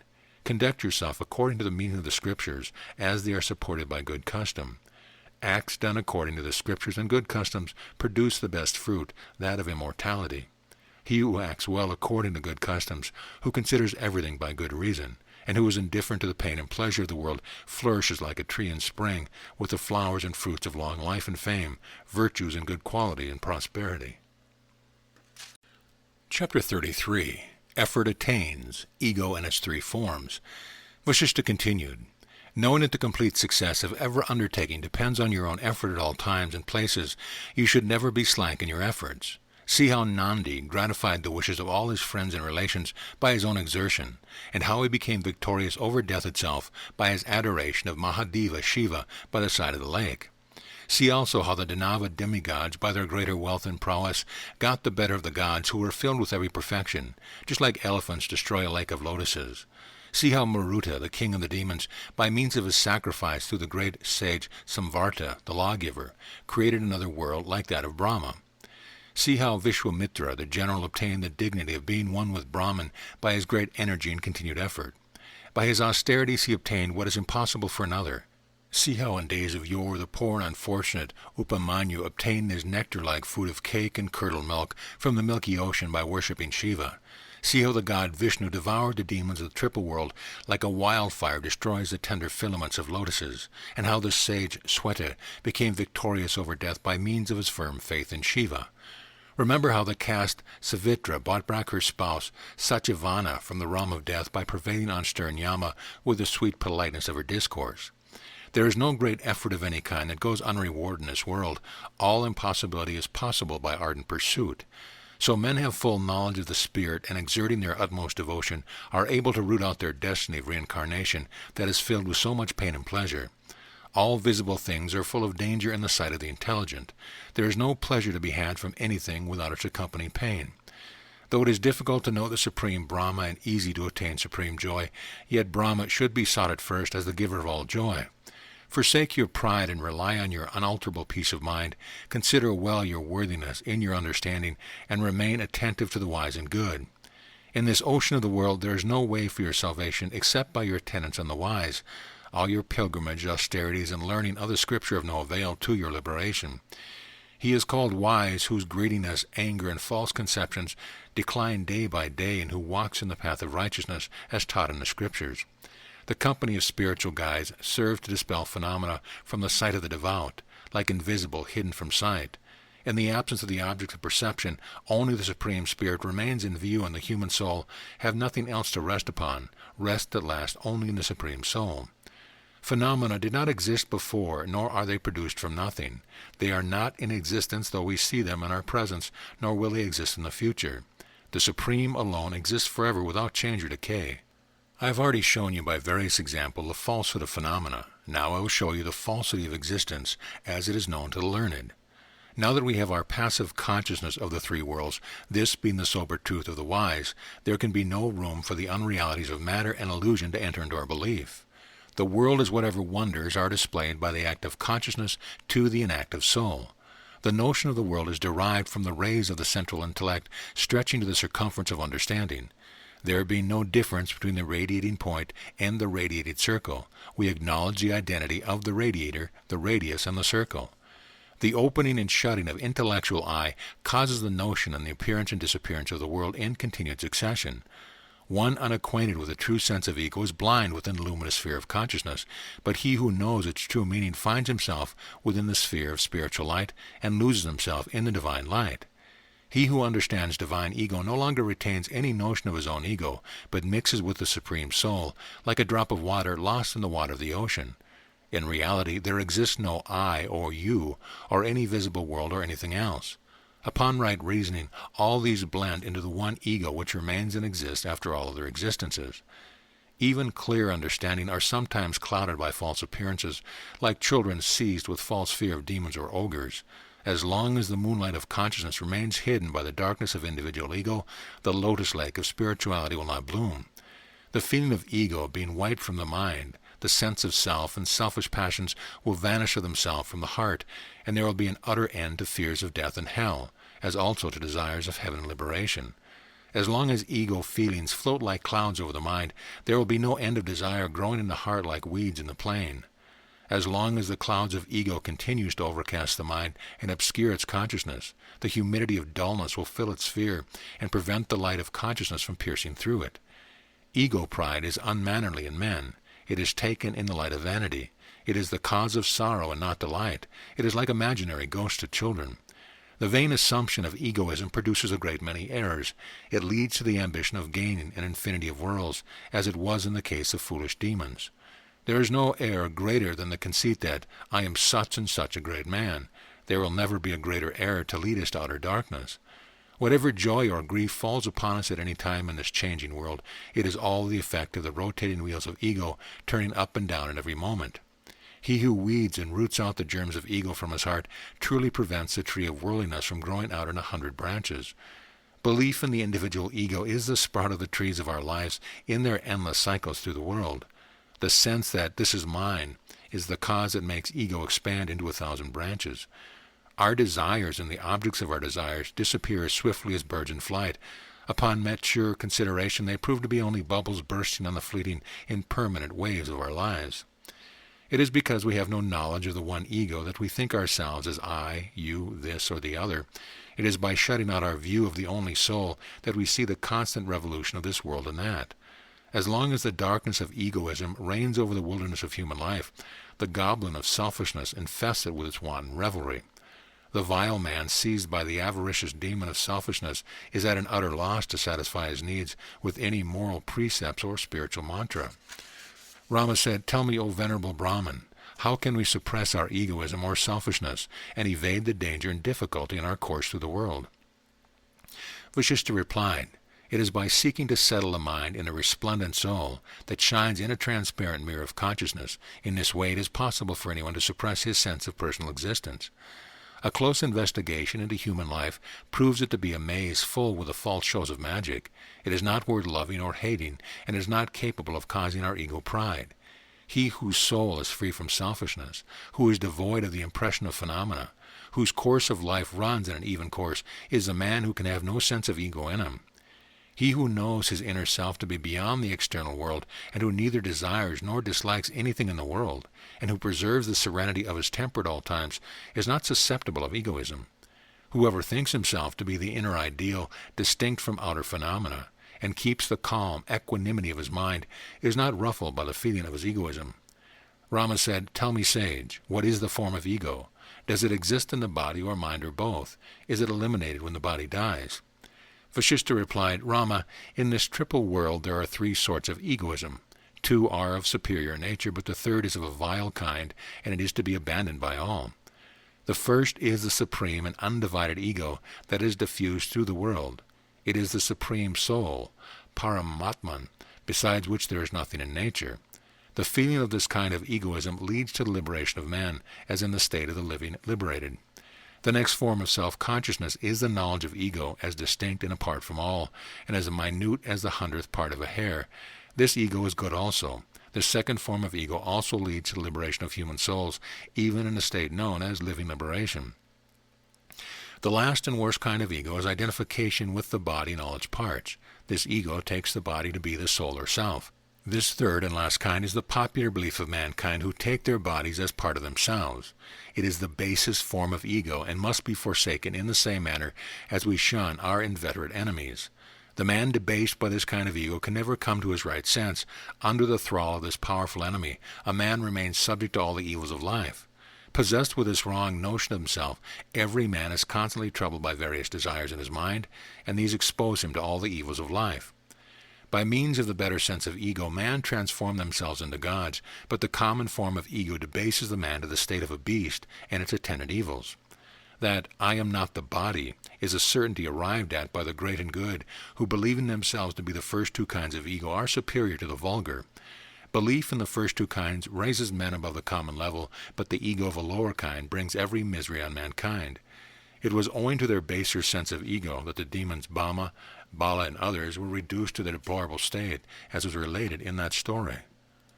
Rama said, "Sage, describe to me the state of a man who has discarded the third or popular kind of ego from his mind, a man who attains the well-being of his soul in both the present and future worlds." Vasistha replied, "Having cast off this poisonous ego, a man rests in the Supreme Spirit in the same manner as the believer in the 2 other sorts of ego. The first 2 views of ego place the egotist in the ego of divine unity, but all these views of ego in reality are only different forms of dualism. When lost in the unity, all consciousness of distinct personality is absorbed in the Supreme One. Good understanding should always strive to its utmost to get rid of its common and gross sense of ego, identifying with the body in order to feel itself the indescribable joy of the unity. The greatest good that one can attain for this highest state of joy, Parama Padam, is to renounce the unholy belief in one's separate personality in his material body. The man who gives up his identity as a personal ego in his body is not debased or lost either by his indifference to or by his management of worldly affairs. The man who has rid his mind of ego by reducing his selfishness is indifferent to pain and pleasure, just as the satisfied are to the taste of sweet and sour. The man detesting the pleasure of life has his full bliss presented before him. The mind is cleared of its doubt, and darkness has nothing hidden from its sight. By investigation into the nature of the ego, and forsaking his gross selfishness, a man crosses over the ocean of the world of his own accord. The man who is nothing of his own, who knows himself as nothing, and yet who is all and thinks himself as all in all, and who, though possessed of wealth and properties, has the generosity of his soul to disown them to himself, he truly is situated in the Supreme Soul, and finds his rest in a state of supreme bliss. Chapter 34. End of the story of Dhamma, Bala, and Kala, Bhima, Basa, Drijya.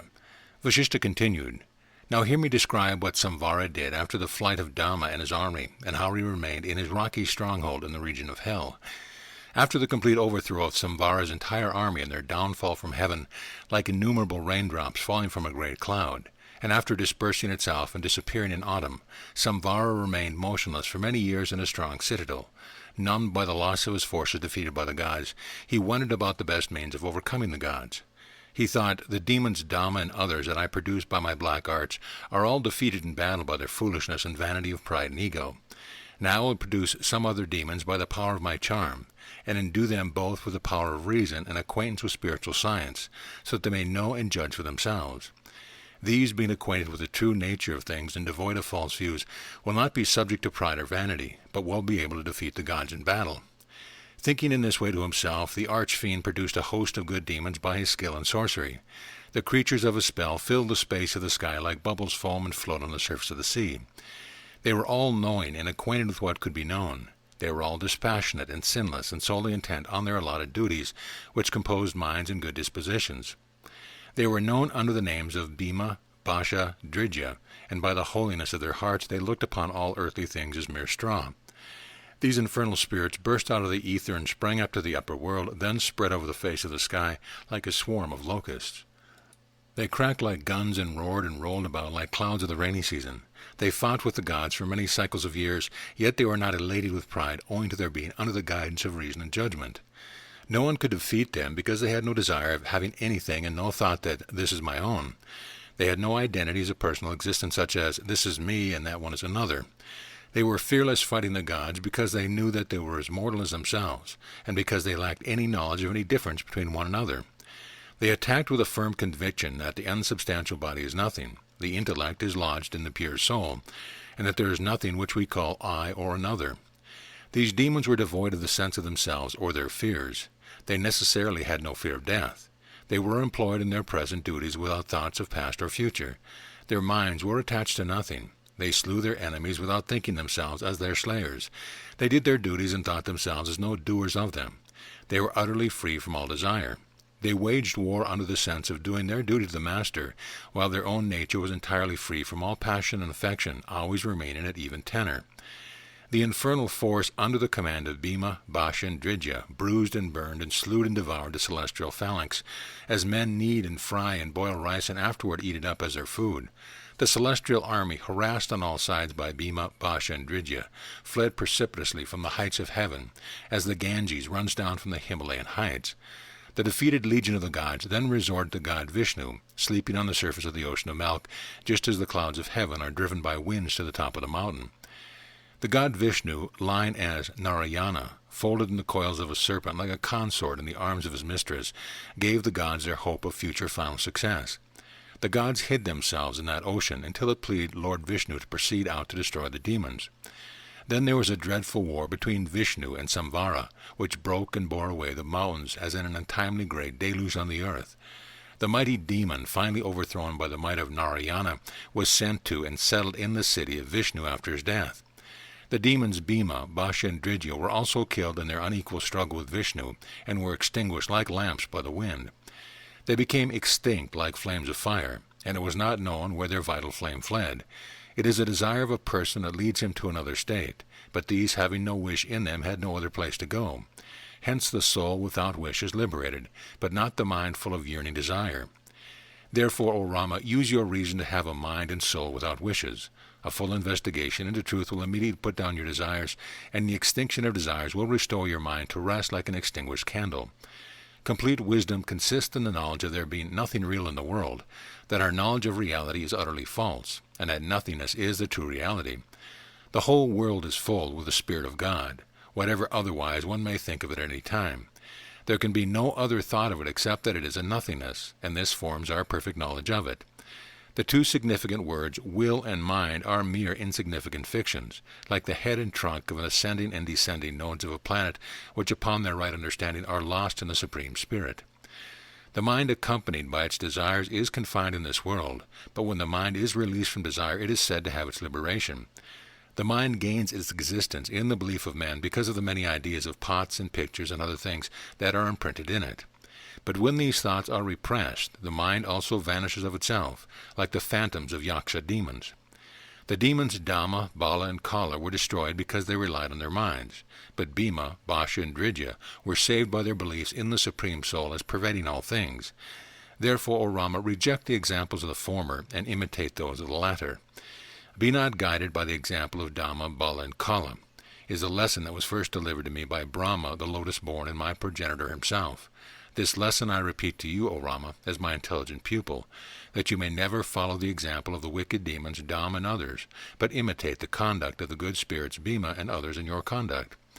It is constant pain and pleasure that forms the fearful feature of this world. There is no other way out of evading its pangs and pains except by your apathetic behavior, which must be your crowning glory in this life. Chapter 35. Description of Detachment and Bliss. Vasistha continued, Blessed are the virtuous who have cleansed their hearts from the dirt of ignorance. Victorious are those heroes who have conquered their insatiable and uncontrollable minds.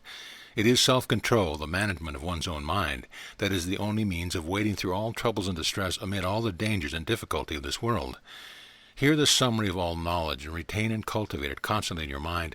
The desire of enjoyment is our bondage in the world, and its abandonment is our release from it. What need is there of many teachings? Learn this one truth as the sum and substance of all.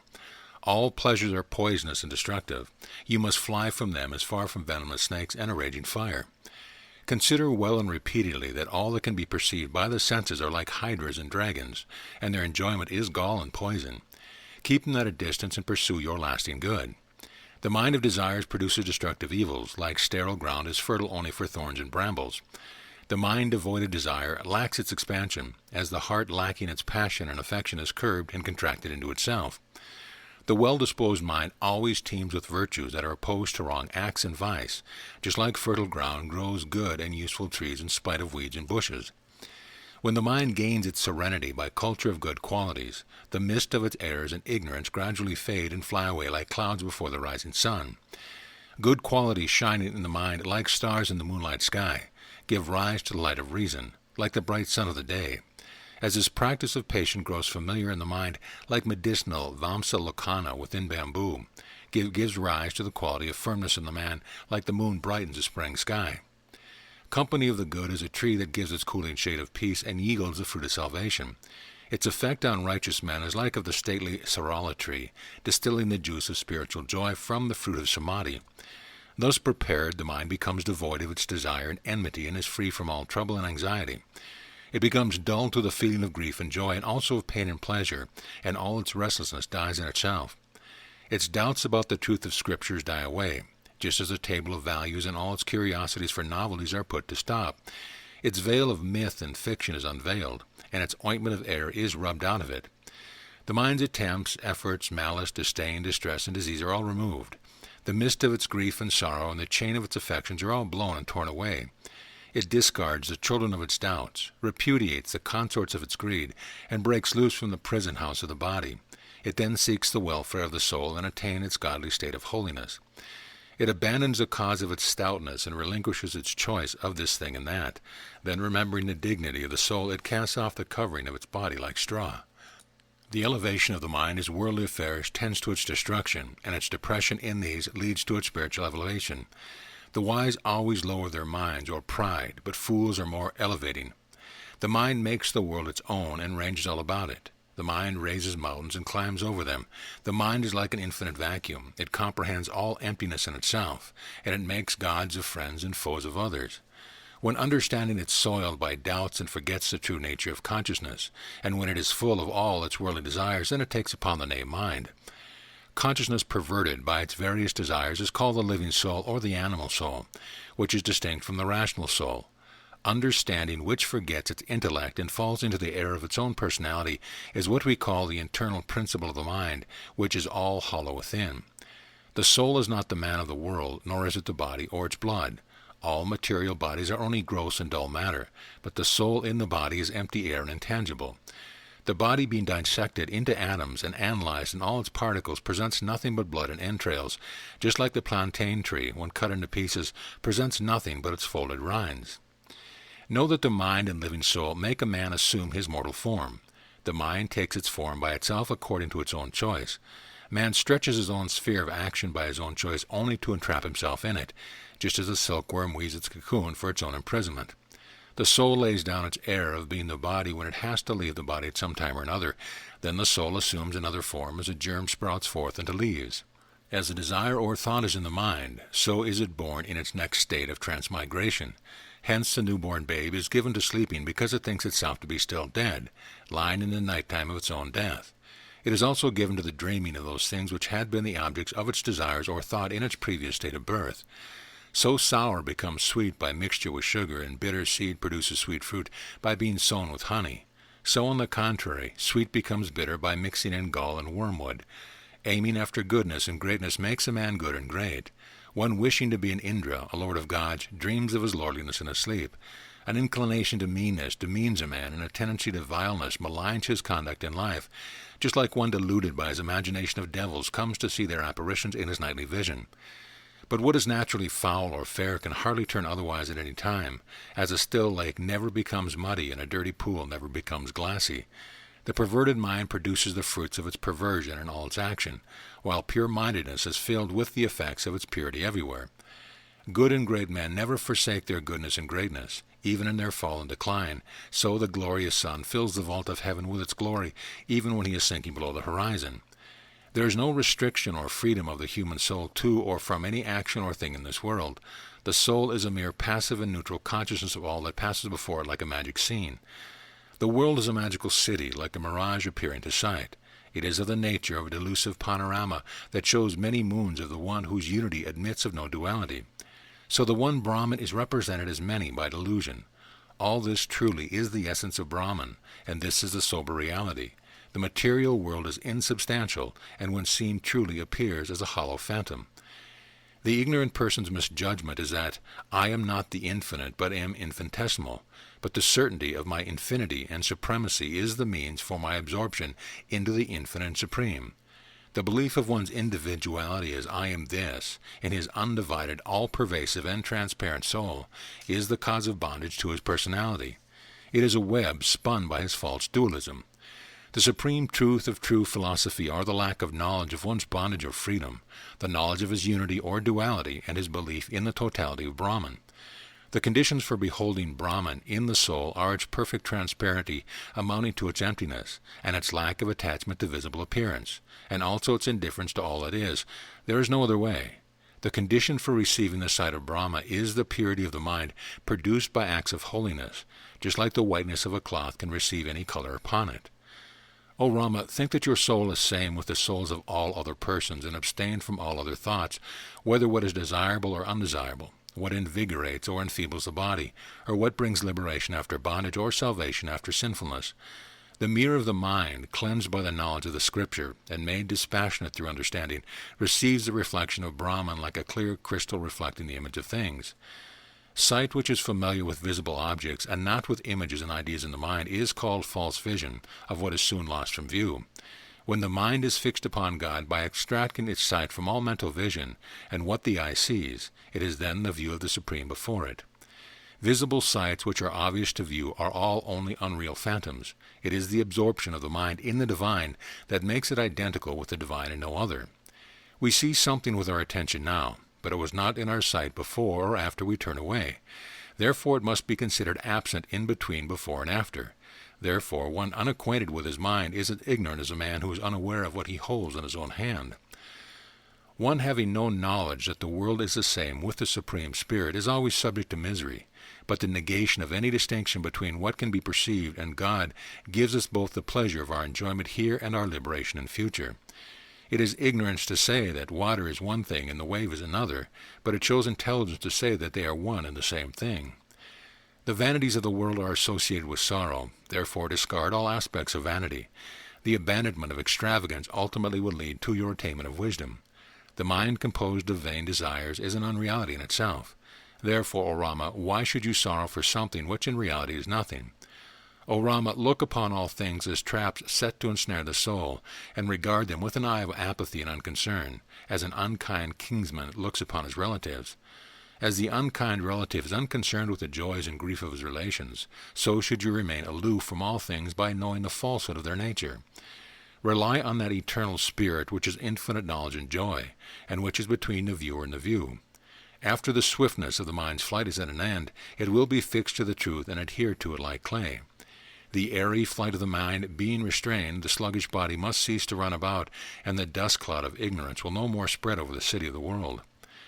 When the rains of our desires are over and the calmness of the mind is restored, when the shuddering cold of dullness is fled, when the mud of worldliness is dried up, when the channel of our thirst is dried up, when drinking pots are sucked up and emptied, when the forest of the heart is cleared and its brambles are rooted out, and when the frost of false knowledge has disappeared, then the mist of error vanishes from view, like the shadow of night on the approach of dawn, and the cold of dullness is put to flight, like the poison of a snake bite by a potent charm of mantras. Then the streams of our desires do not run down the rock of our body, nor do the peacocks of our fleeting wishes fly and sport on its top.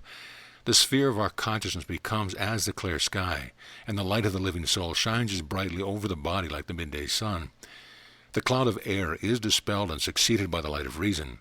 The longing of the soul, purified of their impurities, make it shine brilliantly amidst its sphere. Then raptures of serene delight shoot forth in the soul like blooming blossoms in the open air, and a cool light is shed upon it, like the cooling beams of the autumn moon. This ecstasy of the soul unfolds all prosperity before it and fructifies with abundance the well-cultivated ground of the reasoning mind. It sheds its clear light all over the world and shows the depth of the hills and forests and everything on earth in their clearest light. This bliss expands the mind and makes it translucent. It makes the heart like a clear lake, blooming with blossoms of the lotus of truth, sattva, without the dust of ego activity, rajas. It is never infested by a swarming passion of the pride or idleness, tamas. The mind, cleansed of its selfishness, turns to universal benevolence and philanthropy. Being quite calm in itself, without any desire of its own, the mind reigns as lord over the city of its body. The man whose investigation has made him acquainted with all things, whose soul is enlightened with truth, whose mind is melted down from his pride, who is calm and quiet in his understanding, and who looks with pity at the unpleasant course of men's birth and death, he truly lives happily in the realm of his body without feverish anxiety about anything. Chapter 36, Description of the Intellect's Creation. Rama said, "Tell me, O Brahman, for the sake of my advancement in knowledge, how does the mundane system exist in the extra-mundane, immaterial soul?" Vasistha replied, "Worlds have no separate existence except in the Supreme Mind. They are all situated in divine consciousness like future waves exist in a calm sea. As the all-pervading sky cannot be seen owing to its extreme lack of substance, so the undivided nature of the all-pervasive consciousness cannot be perceived on account of its subtlety. As a gem has its own brilliance whether or not someone moves it, so the unreal world has its potential existence in the divine spirit, both in its states of action and inactivity. As clouds in the sky do not touch the sky or have a tangible feeling of the sky's emptiness, so the worlds existing in the receptacle of the intellectual soul have no contact with the extraneous intellect, which is unconnected with its content. As the light residing in the water of the sea or a pot of water is not connected either with the pot or the water, nor is it felt by us but by its reflection, so the intangible soul abides unconnected in its receptacle of the body and reflects itself only to our knowledge. Consciousness is devoid of every desire and designation. It is nameless and formless, but our intelligence gives names and forms to its reflection from some one of our intellectual ideas, such as the living soul and the like. Consciousness is clearer than translucent air, and finer than it by 100 times. It is known by as an undivided whole by the learned who view it as identical with the whole undivided world, which consciousness comprehends within itself. As seawater shows itself in various forms in all its waves, so consciousness does not differ from various representations of its own motion that it shows to us. The diversities of our subjective and objective knowledge of myself and yourself, and these are like the varieties of surging waves in the ocean of consciousness. These are false notions because they are only representation of the same element, the very same consciousness. The various states of consciousness, chit, exercise of consciousness, chinta, intelligence, chittam, and that which is intelligible, chetyas, all belong to the main principle of the soul. They are differently conceived by the learned and ignorant, but the difference is a mere conceit. Consciousness presents two different aspects to wise and unwise people. To the ignorant, it shows its unreal nature in the realistic conception of the world. To the learned, it exhibits its luminous form in the identity of all things with God. Consciousness, by its internal or intellectual light, enlightens the luminous bodies of the sun and stars. It gives a relish to things by its internal taste, and it gives birth to all beings from its inborn ideas of them. It neither rises nor sets, nor gets up or sits. It neither proceeds nor recedes back and forth. It is not here, nor is it nowhere. The pure and transparent consciousness which is situated in the soul displays in itself the phantasmagoria which is called the world.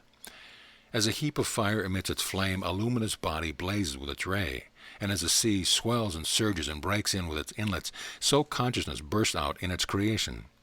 Thus consciousness, which is self-manifest and omnipresent of its own nature, develops and envelops the world by its own manifestation and sight, and by its acts of integration and segregation, and its acts of accretion and secretion.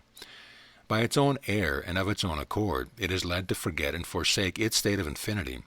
By assuming its individual personality of ego, it is converted into an ignoramus. But its act of specialization, it falls from its knowledge of generals to that of particulars, and comes to make differences between positive and negative, and inclusion and exclusion. It strives and struggles within the confines of the sensuous body, and it multiplies in these bodies like weeds sprouting out of the bosom of the earth. It is consciousness that stretches the spacious vacuum to make room for the substance and growth of everything. Consciousness makes the all an ever-moving air and a liquid water for the vitality and nourishment of all. It makes the earth firm and the fire bright in the fixed worlds all around. It employs time by its injunction and prohibition. It gives fragrance to flowers, growing by degrees their filaments and pistils. It makes the moisture and porous ground to grow vegetables on earth. The rooted trees bear fruit from their juicy saps beneath, displaying their leaves with outlines in them like their veins and arteries. It renovates the forest with its gifts of various colors, and dyes them with a variety of colors from the rainbow of Indra. Consciousness bids the thin layers of rocks, fruits, and flowers to wait upon the flowery season of spring, then brings their fruits to perfection under the heat of the summer sun. It makes the dark blue clouds of heaven wait for the approach of rainy weather, and causes the harvest of fields to follow in the train of autumn. The cold season is decorated with its smiling frost, in its face of the 10 sides of the sky. Dewy weather is made to blow its icicles of dewdrops on the wings of winter's chilling wind.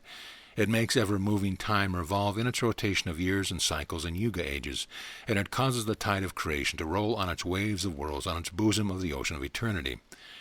The decrees of consciousness remain fixed with a wonderful stability, and the earth continues firm with its quality of containing all things. It made the universal abound with 14 kinds of beings in as many worlds, the 14 planes of creation.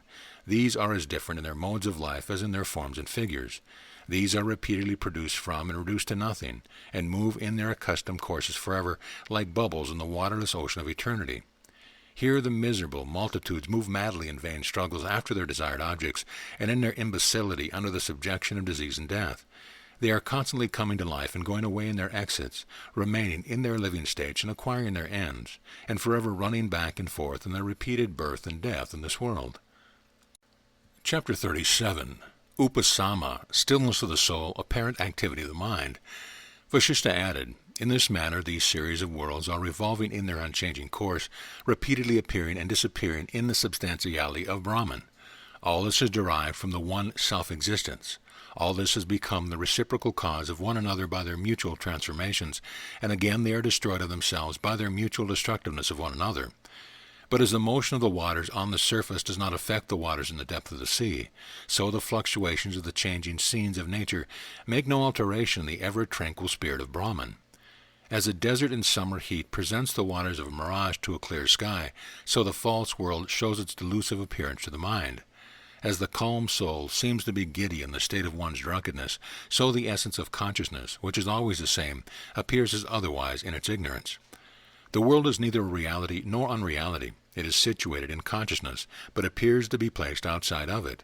It is not separate from the soul, although it seems to be different from it, as the ornament appears to differ from its gold. Rama, that soul of yours, whereby you perceive form and figure and sound and smell, is the supreme Brahman pervading all things. The pure soul, being one in many and inherent in all external objects, cannot be thought of as being different from those that appear other than itself. Rama, it is the difference of human thoughts that judges differently of the existence and non-existence of things, and of their good and bad nature also. It judges the world to exist either within or outside the divine spirit. Because it is impossible for anything to exist outside the Spirit of God, it was the Spirit that willed to become many. As there was nothing beside itself which it could think of or find for itself, it was necessary that it became so of itself without the aid of any extraneous matter. Therefore the will to do this or that, or try for one another or other, does not relate to the soul but to the mind. Thus the soul, without choice, having no will of its own, does nothing except think on what is in itself. It is not an active agent owing to the union of all agency, instrumentally and objectively in itself. It abides nowhere, being both the recipient and content, the container and the contained of everything in itself. Neither is the will-less soul actionless, when the acts of creation are perceptible in itself, nor is it possible that there is any other cause of them. Rama, you must know the nature of Brahman to be no other than this. Knowing him as no agent and without a second, be free from all anxiety. I will tell you more, though you may continue to do a great many acts here, yet tell me in a word what you do that is worth doing. Rely on the lack of your own agency and be quiet as the wise sage. Remain as calm and still as the clear ocean when unshaken by breeze. Know well that it is not possible for the swiftest runners to reach their goal of perfection, no matter how far they may run. You must desist in your mind from pursuing worldly objects and persist to meditate on the spirituality of your inner intellectual soul. Chapter 38. The same stillness of spirit, the mind as an agent. Vasistha resumed, such being the state of the wise, the actions they are seen to do, whether of goodness or otherwise, or pleasurable or painful, and regardless of what they are engaged in, are false and as nothing, and do not affect them as they do other worldly mortals. For what is a person's action other than the exertion of mental and voluntary energies, with a fixed determination and desire of performing some physical act? The action of a man is defined to be the production of an act by appliance of the proper means, the exertion and action of the body in conformity with one's ability, and the completion of the effect compatible with one's intention, together with the enjoyment of the results of such agency. Moreover, whether a man is agent or no agent of an action, and whether he goes to heaven or dwells in hell, his mind is subject to the same feeling as the desire he has in his heart. Hence the agency of the ignorant arises from their wishing to do a thing, whether they do it or not. But not so of the wise, who, having no will, are not culpable even for their involuntary actions. Untutored minds are full with the weeds of vice, but well-cultivated souls are quite devoid of them. He who has the knowledge of truth becomes relaxed in his earthly desire, though he acts his part well. He does not long eagerly for its result like others do. He acts with his body, but with a quiet, unconcerned mind. When successful, he attributes the gain of the will to God. When the worldly-minded aggregate the results to themselves, though they could not bring it about. Whatever the mind intends truly comes to pass, and nothing is achieved without the application of the mind. Therefore, agency belongs to the mind and not to the body. The world proceeds from the divine mind. The world is a development of the mind, and it is situated in the infinite and eternal mind. Knowing all things to be manifestation of the power of consciousness, the wise man remains cool in his desire. The minds of those who know the soul come to the state of perfect detachment from their desires, just as when a false mirage of water is set down by raining clouds, and particles of morning dew are dried up by the raging sun. It is then that the soul is said to rest in its perfect bliss, turiya. This is not the joy of the gusto of pleasure or the pain of sorrow or discontent. It does not consist of the liveliness of living beings or the inertness of stones.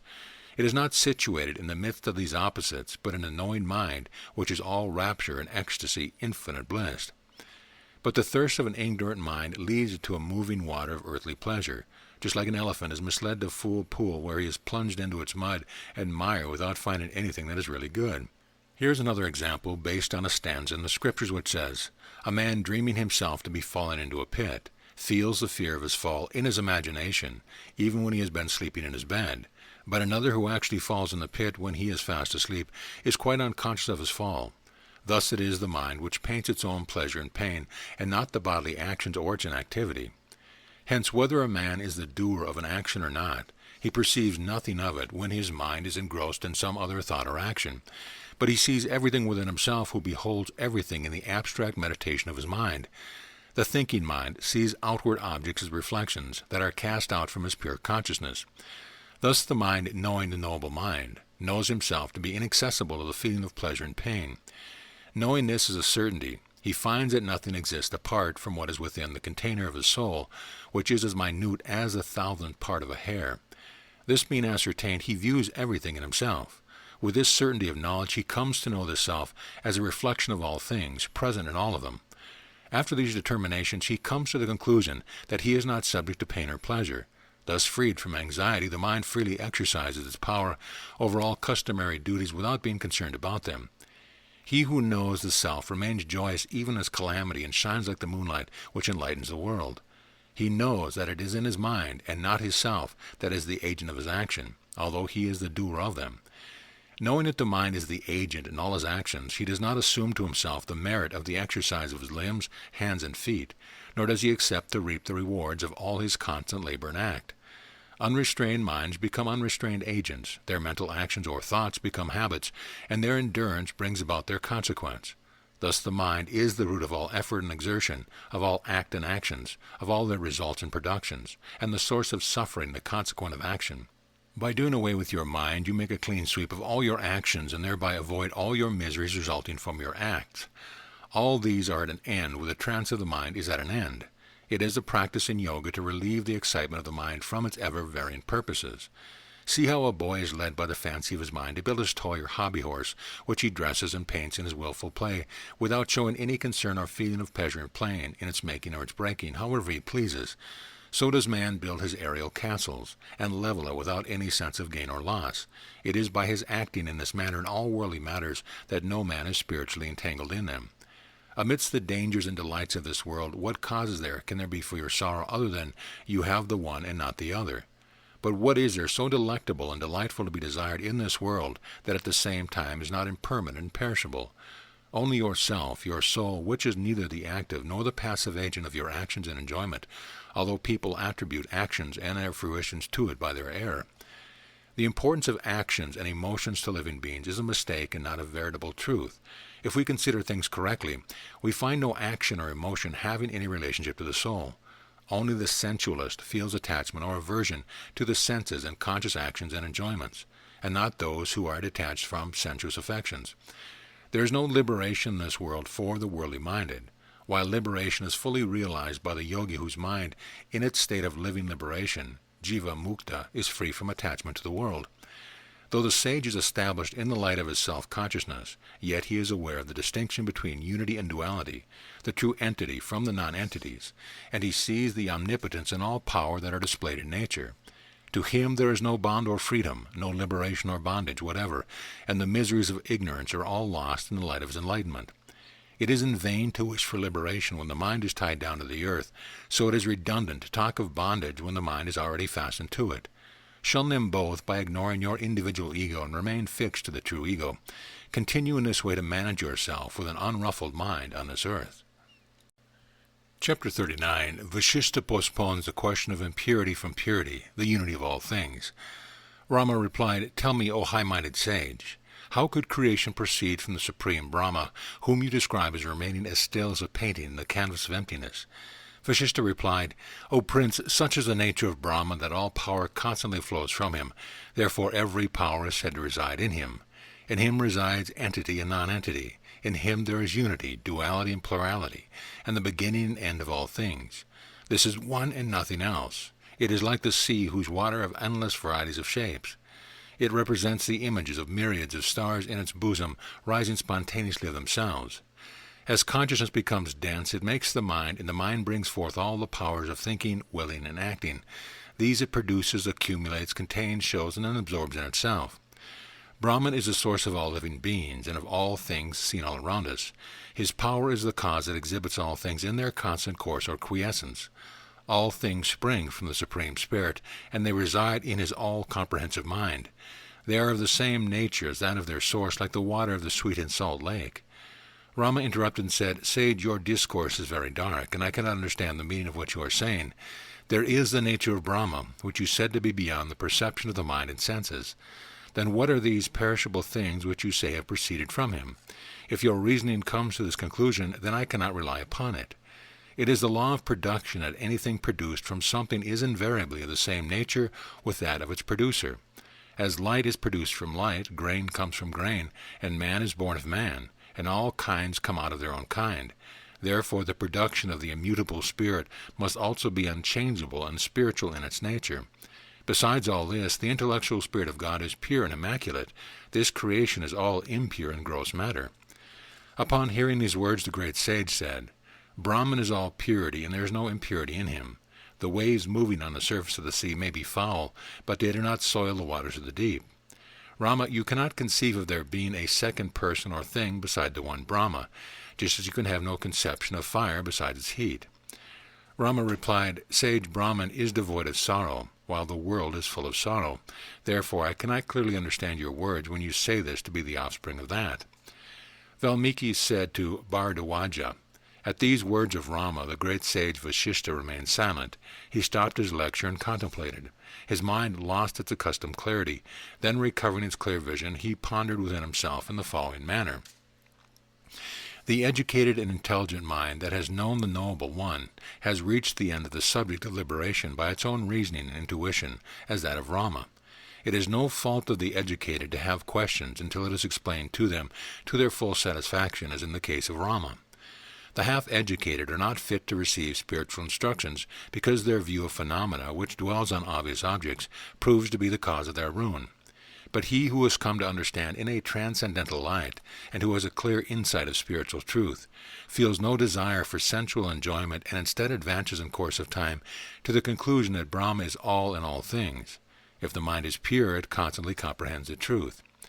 First, the disciple has to be prepared and purified with the teaching and practice of stillness and self-control. Then he is to be initiated in the creed that, all this is Brahman, and you are that pure spirit. But whoso teaches the faith of all is Brahman to a half-taught and ignorant truly entangles him in the strong snare of hell. The well-discerning sage should tell only those who are enlightened in their understanding, whose desire of sensual gratification has abated, and who are free from their worldly desires, who are cleansed of the dirt of their ignorance, and who are prepared to receive religious and spiritual instruction.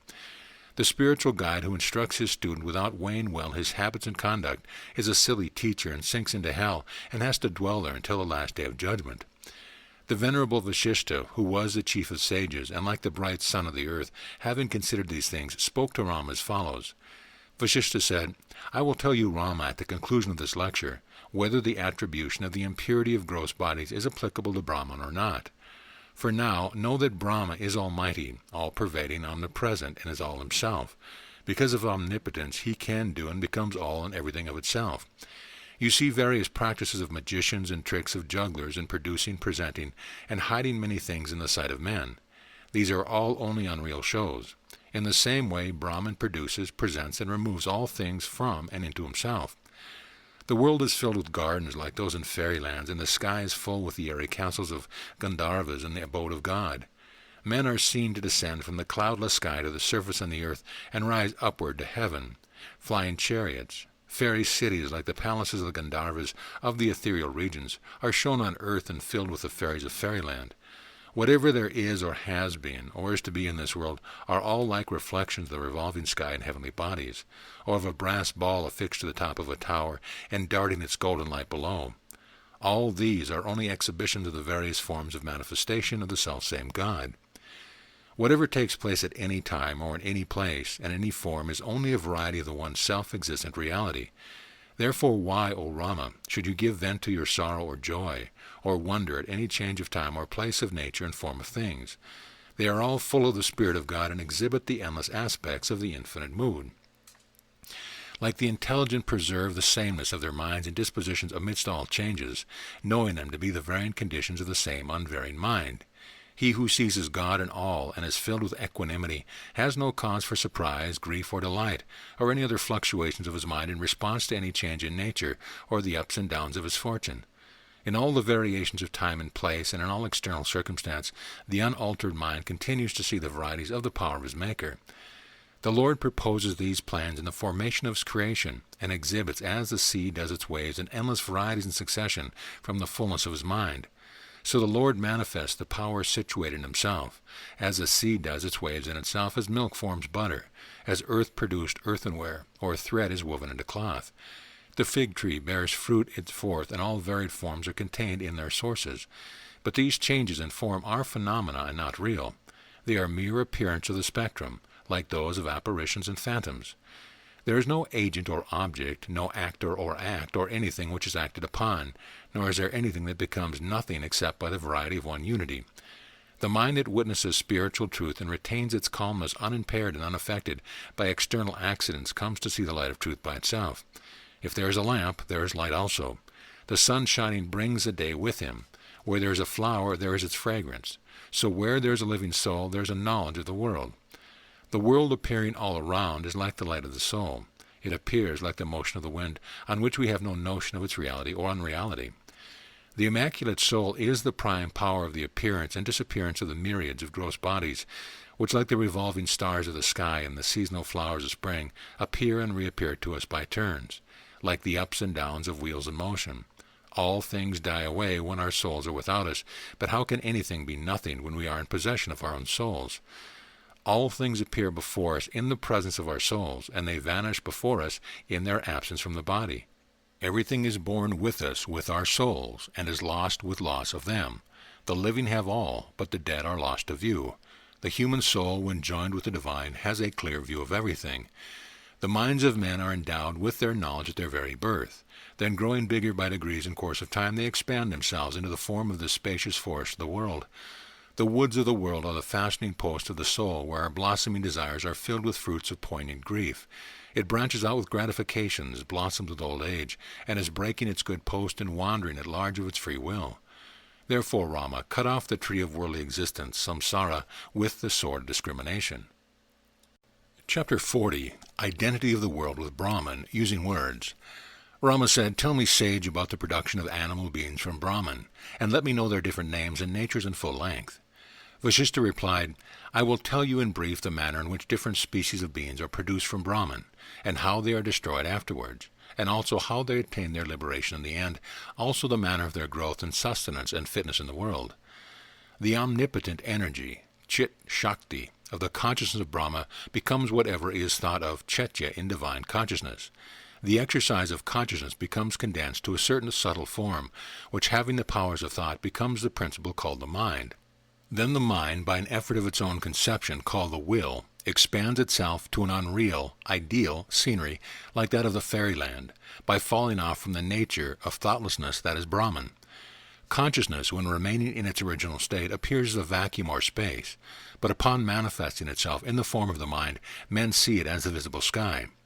Taking the conception of the lotus born, it finds itself in its conceived form of the lotus, God Brahma, the Creator, and then it thinks of creation in the form of Prajapati, or Lord of Creatures. He then formed this creation from his thought, Chitta. It contains the 14 worlds with all the multitudes and varieties of living beings in them. The mind itself is an emptiness with an empty body. Thought is the mind's field of its action, and its sphere is full with the false workings of the mind. In the mind of Brahma there are many kinds of beings, some laboring under great ignorance like beasts and brute creatures. There are some with enlightened souls and minds such as the sages, others stagger in the intermediate class like the majority of mankind. Among all living beings confined in this earth, only the human race living in the past India are capable of receiving instructions and civilization. But most of these are subject to disease and distress, suffering under the thrall of their ignorance, enmity, and fear. Therefore it is for their benefit that I will deliver my lecture on social and saintly conduct. I will also talk about the everlasting, imperishable, and omnipresent Brahman, who is without beginning or end, whose mind is without error, and who is of the form of intellectual light. I will explain how endless beings are put to motion by the momentum of a particle of his motionless body, resembling the rolling of a boisterous waves on the surface of a clear and tranquil ocean. Rama asked, Sage, how can there be a part of the infinite spirit, or a momentum of the motionless God, or a change or effort from one who is altogether without them?